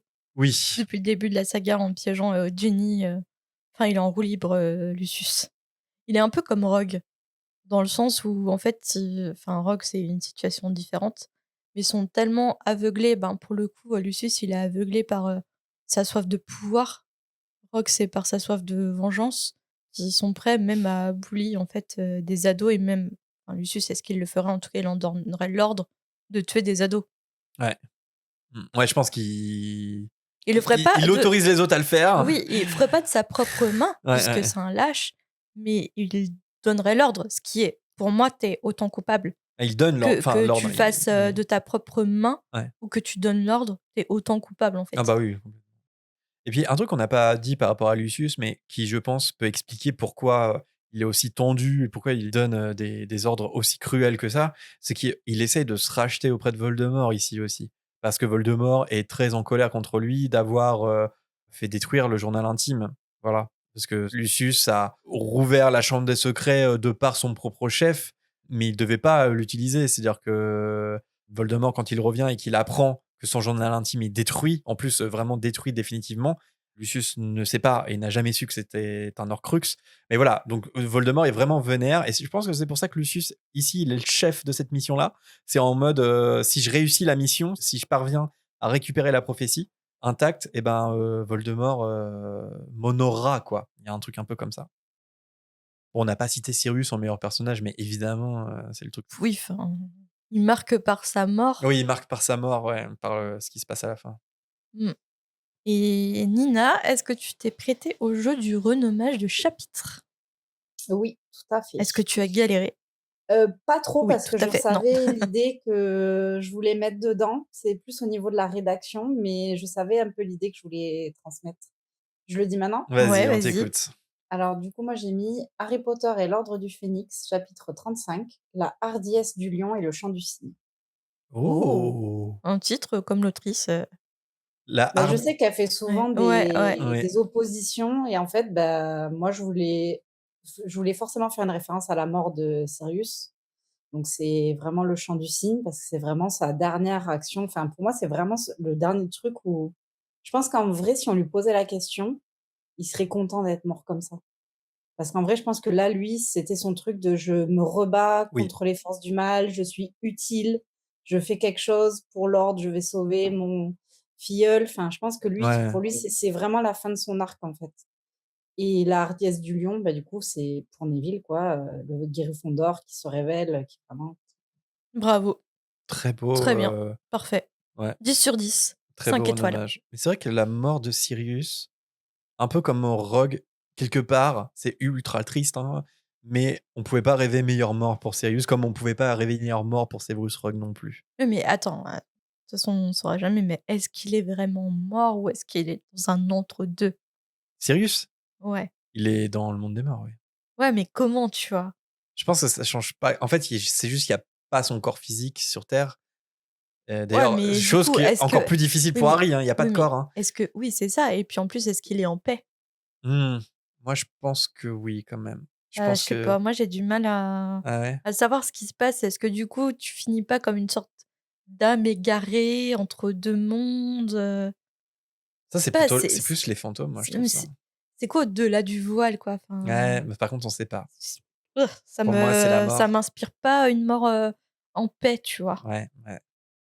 Et toi, Jérém? Mon renommage sera beaucoup moins poétique que celui-là de Nina, mais je vous le donne. Harry Potter et l'Ordre du Phénix, chapitre 35, l'ultime maraude. Par rapport au nom Mmh, de maraudeur de ouais. Sirius. Et puis, alors, en plus, à réfléchir un peu au renommage et à essayer de trouver un truc par rapport à Sirius et maraudeur, je me suis rendu compte que je crois qu'on s'est jamais interrogé sur pourquoi les maraudeurs s'appellent les maraudeurs. Parce que visiblement, ça vient vraiment de maraude. Ce qui rôde, quoi, Ouais, non? mais marauder, c'est vraiment, je sais pas si le verbe existe, mais une maraude, c'est le fait de voler, tu vois? Faire un vol à l'étalage, vraiment, j'ai été chercher la définition dans le Bah, Larousse. quand on parle de maraude, d'association. Alors ça, oui, mais là, pour le coup, c'est quand tu viens en aide, une maraude, d'une association. Par exemple, si je sais pas, tu viens en aide aux plus fragiles, Mmh. si tu viens aider les sans-abri, on va, par exemple, dire: «Oui, c'est une maraude».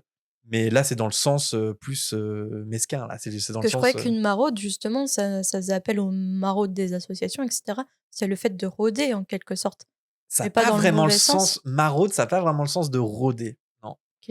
Et du coup, c'est assez intéressant parce que je pense que les maraudeurs se voyaient un peu comme des espèces de voleurs aussi, tu vois? Genre, c'était des brigands un peu, tu vois? C'est un peu un nom de rebelle, quoi. Je pense que ça vient de là et ça prend une dimension presque poétique, l'ultime maraude, parce qu'ici, c'est son destin qu'on lui vole, à Sirius. C'est sa vie qu'on lui vole ici. Étrange un peu ce nom de maraudeur, c'est vrai que je crois pas qu'on se soit déjà interrogé. Mais c'est le renommage que je donnerais. Je sais pas si toi, tu en as trouvé un, Marina? Beh, j'en avais pas, mais il y a un patronus, au tout début de l'émission qui m'a donné, une idée. Ouh! Vas-y. Mais du coup, tu vas pas l'avoir, mais Nina, je sais pas. Mais j'en ai parlé, donc normalement, vous avez la ref. Je suis désolée, Nina, d'avance. Harry Potter et l'Ordre du Phénix, chapitre 35. Décédé BG. Nananana. C'est quoi ça encore? Parce que la chanson de Théodora, ça commence par Ah non! blessé BG. J'ai commencé- Là, c'est décédé BG. Pour Comment elle Sirius. s'appelle la chanson déjà? Mélodrama. Mélodrama, voilà. C'est Théodora et c'est qui, Euh, This Non? Ah, This is la peste? Ouais. OK, OK, OK. Et là, tu viens de prouver que t'es un millennial. Parce que j'ai dit This is la peste. Ouais, mais moi aussi, je le dis, This is la peste, donc pour moi, c'est This is la peste. T'arrêtes This is, hein. C'est This is la peste. Ça suffit maintenant. Tu fais pas passer pour un millennials. Et Enfin, un Gen Z. le Mac Morning, c'est fini. Si vous C'est avez quoi? la ref. Non. Je pète les plombs. Je pète les plombs, nana, je pète les plombs. Oui, bah, non, Mélodrama mais je la pour connais la chanson, je l'ai déjà écoutée, mais je l'aime pas trop. Voilà. Désolé, voilà, Et ben voilà, on a perdu une auditrice. Théodora nous écoutait. eh Elle oui. est blessée. Mais non, mais Théodora, je connais pas trop. Je connais un peu mieux This is. Mais non, en vrai, Théodora, j'ai écouté, enfin, tout le monde s'en fout, je sais pas pourquoi. J'ai écouté son album, mais c'est vrai que j'accroche pas à ses autres musiques. Mais je comprends Mais pourquoi ça plaît, par oui, je contre. comprends Ouais. aussi, mais j'ai pas accroché. Elle était à côté de chez nous, là, au festival Beauregard. C'est vrai que c'était très bien. Ouais, il paraît que c'était pas mal du tout. Enfin bref, voilà. Sur ce, la volière. On arrête de raconter notre vie et on vous écoute.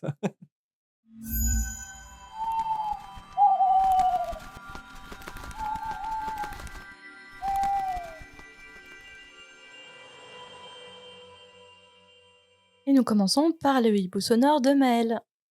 Salut la fréquence, j'espère que vous allez bien. Je m'appelle Maëlle, j'ai 16 ans et j'avais 2 questions un peu plus personnelles à vous poser. Si vous pouviez relire comme pour la première fois un des livres de Harry Potter, ce serait lequel? Et si vous pourriez ramener un personnage ou animal de l'univers, donc dans le monde réel, lequel choisirez-vous? En tout cas, merci pour tout, je vous adore et j'ai hâte d'écouter la suite. Salut! Alors, je sais pas si on va avoir tous les 3 le même, mais pour moi, c'est la réponse, qui m'a popé immédiatement, c'est le premier le livre Harry Potter. Bah oui, C'est comme une série qui nous a marqués parce que, ouais. enfin, c'est vraiment le livre qui nous a fait rentrer dans le monde de la saga et en fait, j'aimerais retrouver, l'émerveillement et tous les sentiments que j'ai ressentis à l'époque et les émotions pour découvrir pour la première fois les personnages, les créatures et puis surtout, découvrir tous les recoins de Poudlard, toutes les salles, j'aimerais trop ressentir ça, au moins une fois dans ma vie, à nouveau cet émerveillement en fait, de découvrir, finalement, ce qui va nous suivre, à vie. Ouais, bah, moi, Toi aussi le premier. je choisirais le un aussi parce que, je pars du principe que si je redécouvre le un, c'est que je redécouvre tout, donc Ouais, c'est ça, c'est ta porte d'entrée en fait. Tu redécouvres aussi ce qui t'a rendu amoureux de la série.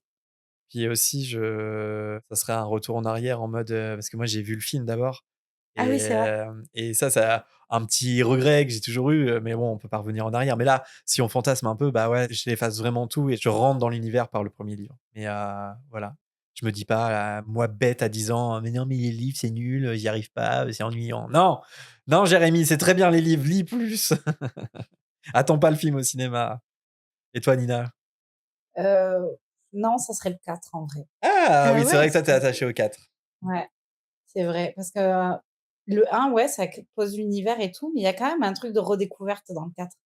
Il y a quand même un truc de on Mmh. ouvre sur des choses auxquelles on s'attendait pas dans l'univers des sorciers et c'est vrai que le 4, moi, j'y suis très attachée. Il a un côté très surprenant ce quatrième tome, c'est vrai.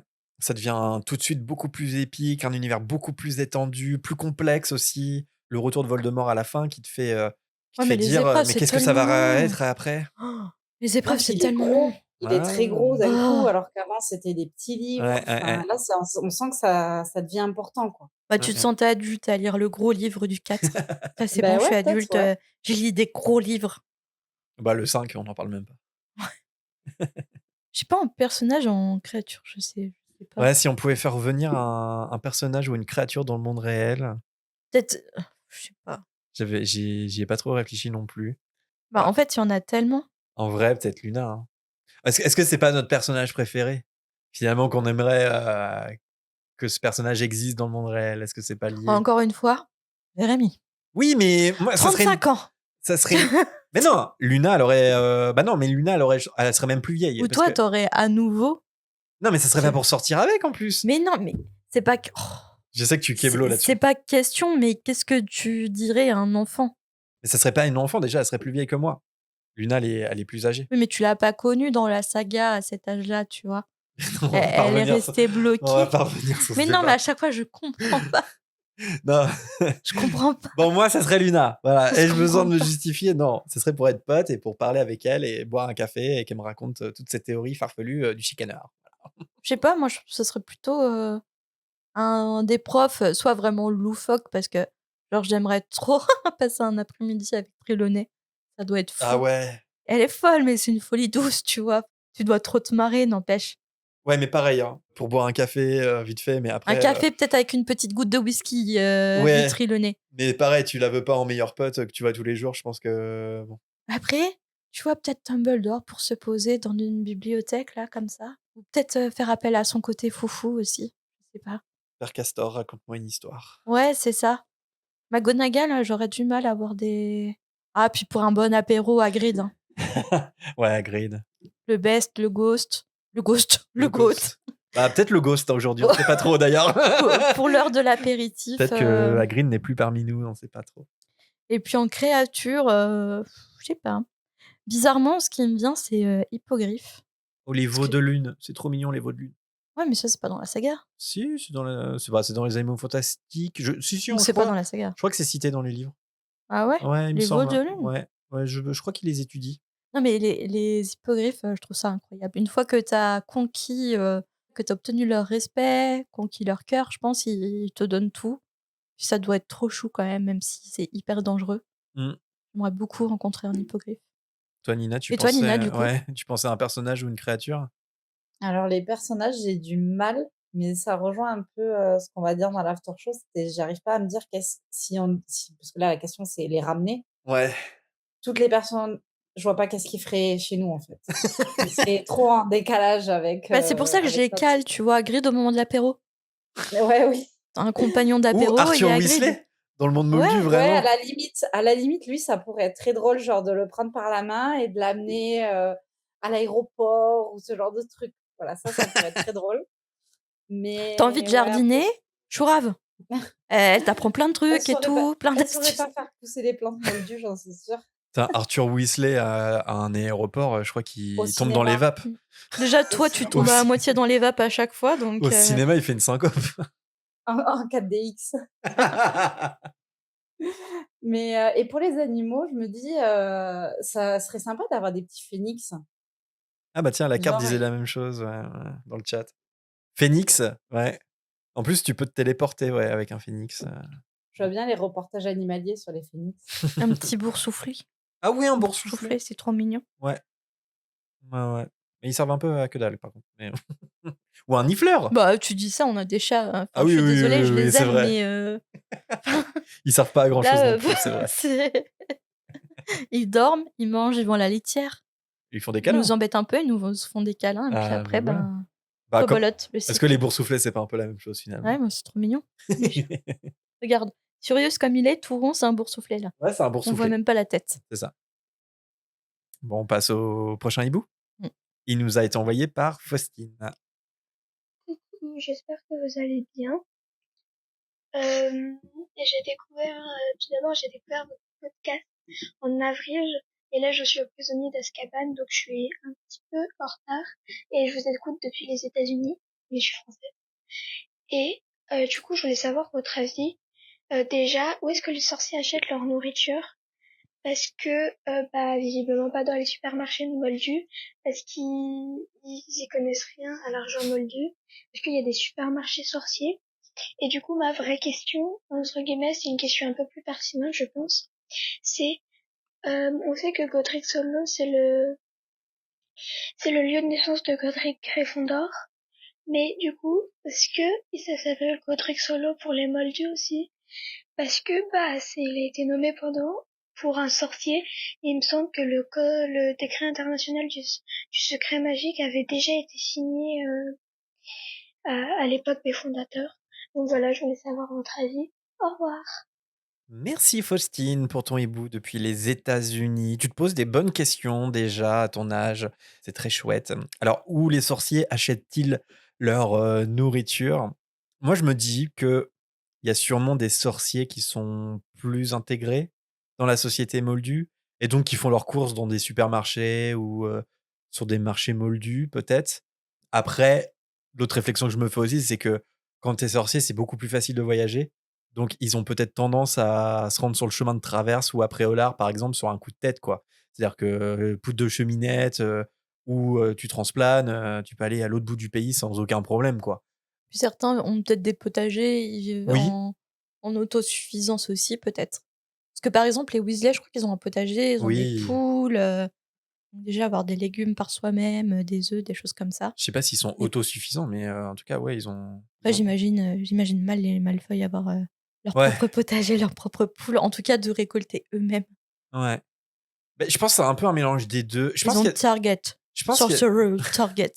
je pense qu'il y a des sorciers qui sont intégrés dans le monde moldu, dans leur ville moldue, et donc du coup, ils peuvent très bien aller faire des courses. Ils Notamment, vont au Leclerc. Ils vont au Leclerc, ils vont au Carrefour, ils vont au Cora de Marsanet. Mais, mais je pense aussi aux couples mixtes, c'est-à-dire où il y a un sorcier ou une sorcière et puis un moldu ou une moldue.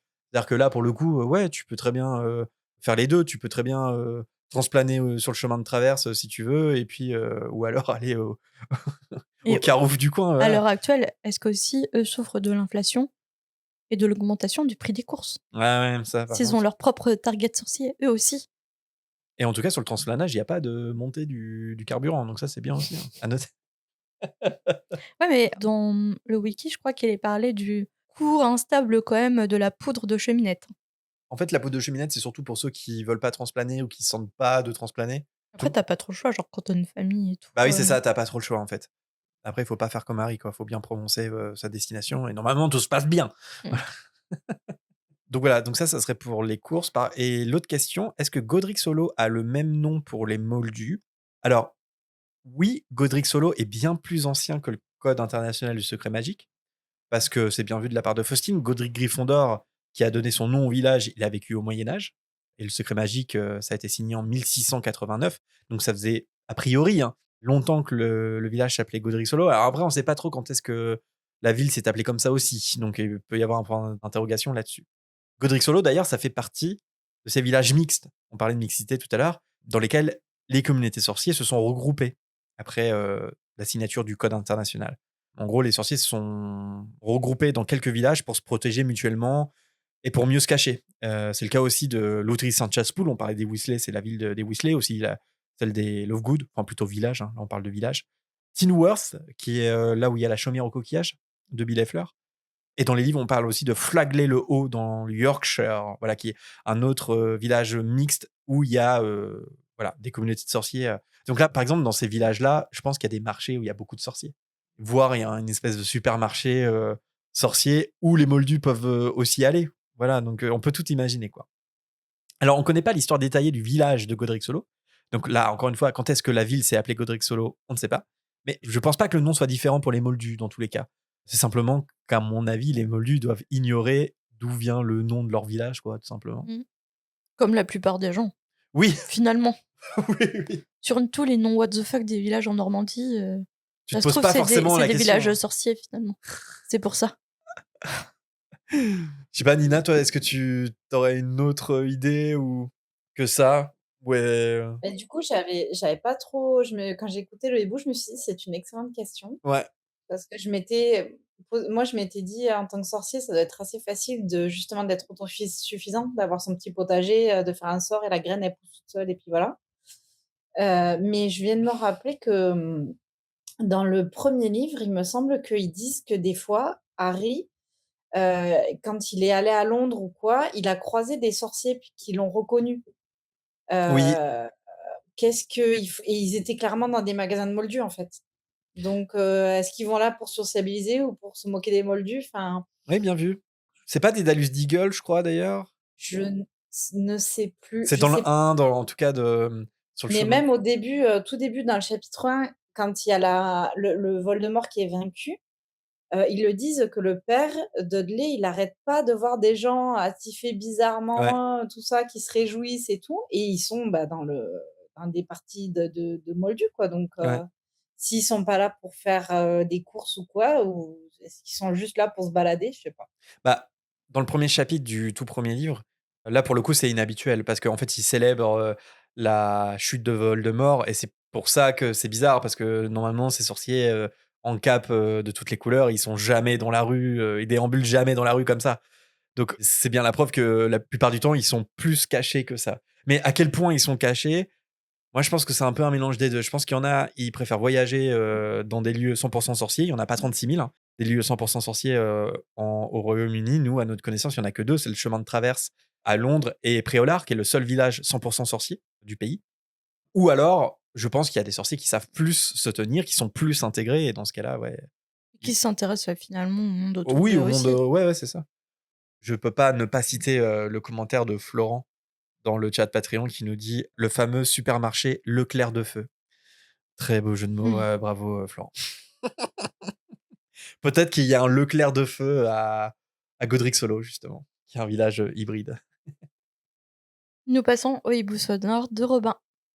Bonjour, fréquence 9 3 quarts, je m'appelle Robin, j'ai 8 ans, je suis au Harry Potter 6. J'ai une question à vous poser. Est-ce que si quelqu'un qui a vu la mort prend en photo un sombral, est-ce que si quelqu'un n'a pas vu la mort va voir le sombral sur la photo? Merci. Allez, prends cette colle, Marina.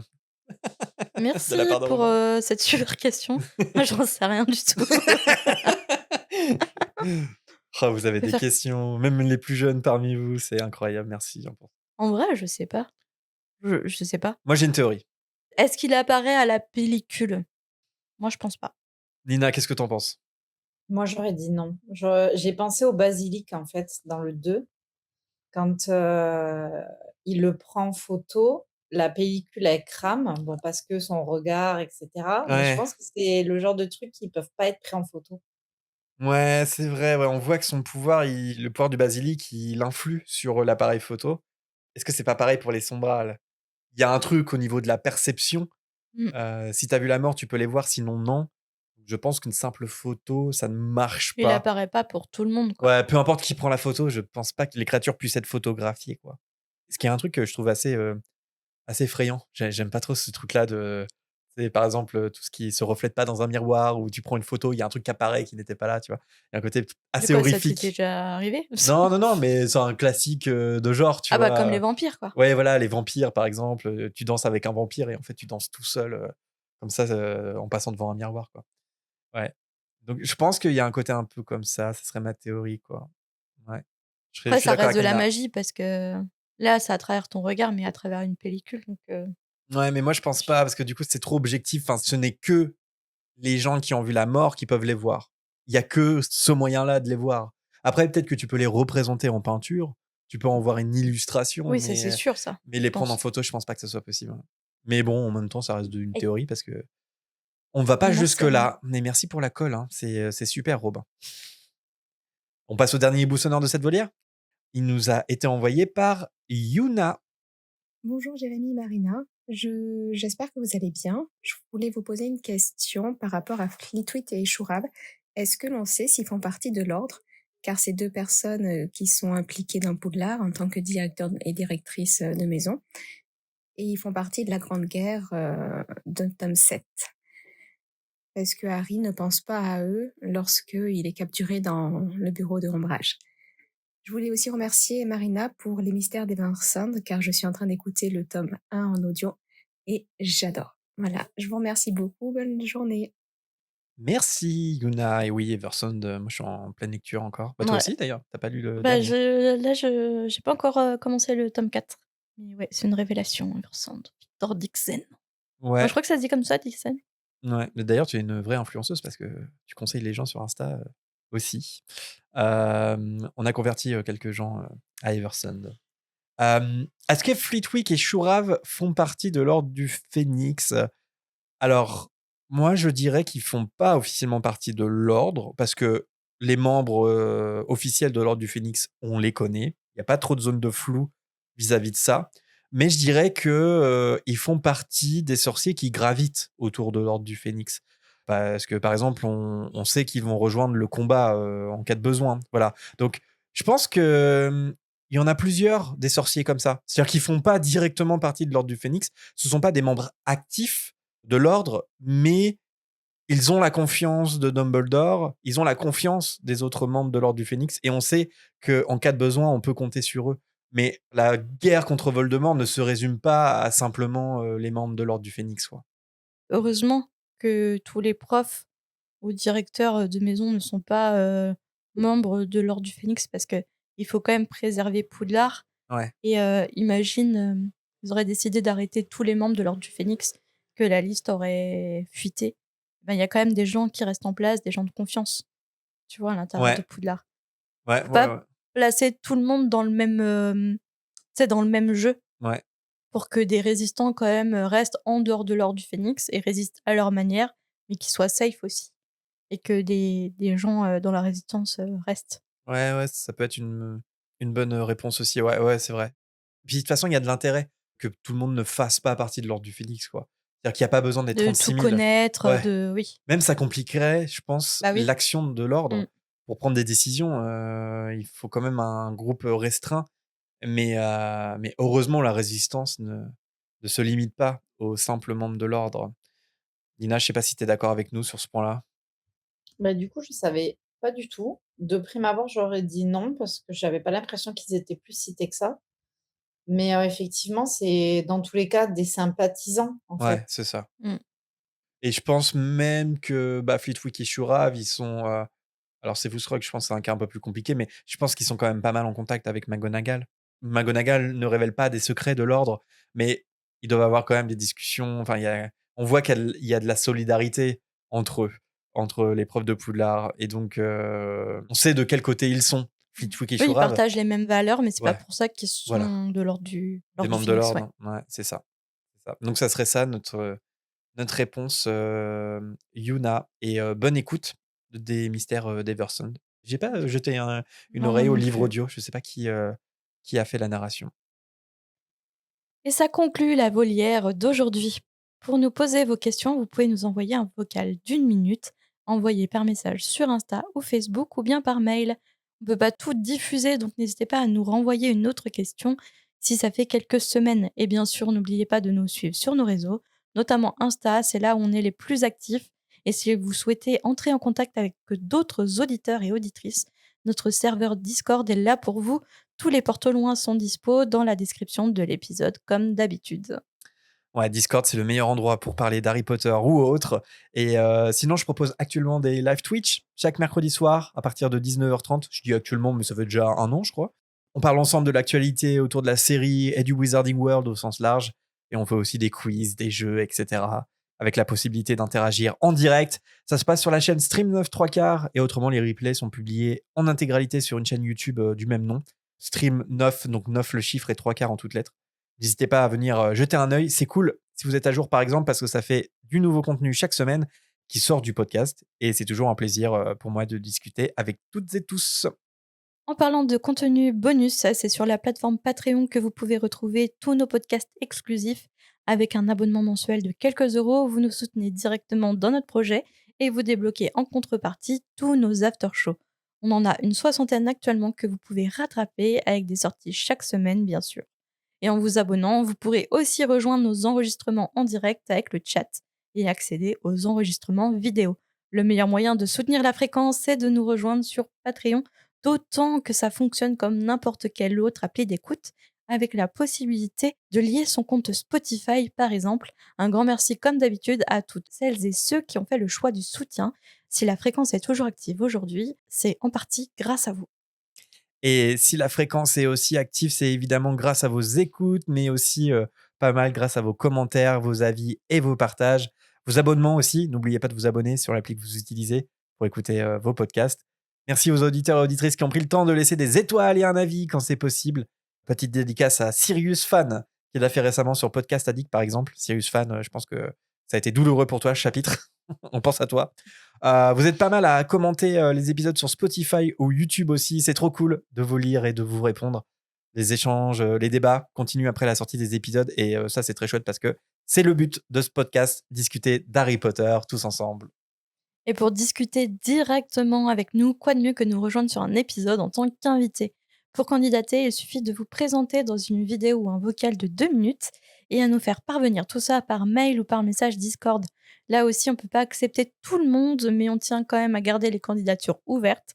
Donc si ça vous dit, lancez-vous et avec un peu de chance, vous nous rejoindrez pour un prochain chapitre, comme l'a fait Nina sur cet épisode. Bon Nina, ça va pas trop réveiller ton trauma de ta première lecture? Non, Ça va pas être trop douloureux? non, ça va. Et tu vas rester avec nous pour un petit after show à retrouver sur Patreon, sur le thème, on le rappelle, de la société magique fait-elle vraiment rêver? On va se poser cette question-là à travers différentes sous-thématiques qui vont être pas mal à discuter. Voilà. Donc, after show en direct là juste après et à retrouver en podcast vidéo ou audio sur Patreon. Bon, on va quand même pas se dire au revoir sans faire un shout-out à nos irréductibles tipeurs que vous pouvez rejoindre par ailleurs. Notre Tipeee est toujours ouvert avec pour contrepartie d'être cité comme sponsor des épisodes. Merci à Maureen, Sin Serpentard, Le Dim, Strix Nebulosa, Quentin, Kia, Pamela, Aurélien, Poki Pumpkinston, Marinette, Errol, Sophie James, Dispirit, Chloé, Bispac et Corsetilou, bien sûr. Quant à nous, on se retrouve soit en after show Patreon, soit pour le prochain chapitre de cette fin de tome 5 épique, le chapitre 36 pour être exact, qui s'intitule Le seul qui est jamais craint. Un combat final époustouflant nous attend, mais pour l'instant, on en reste là et on vous dit à très bientôt. Salut, bye bye.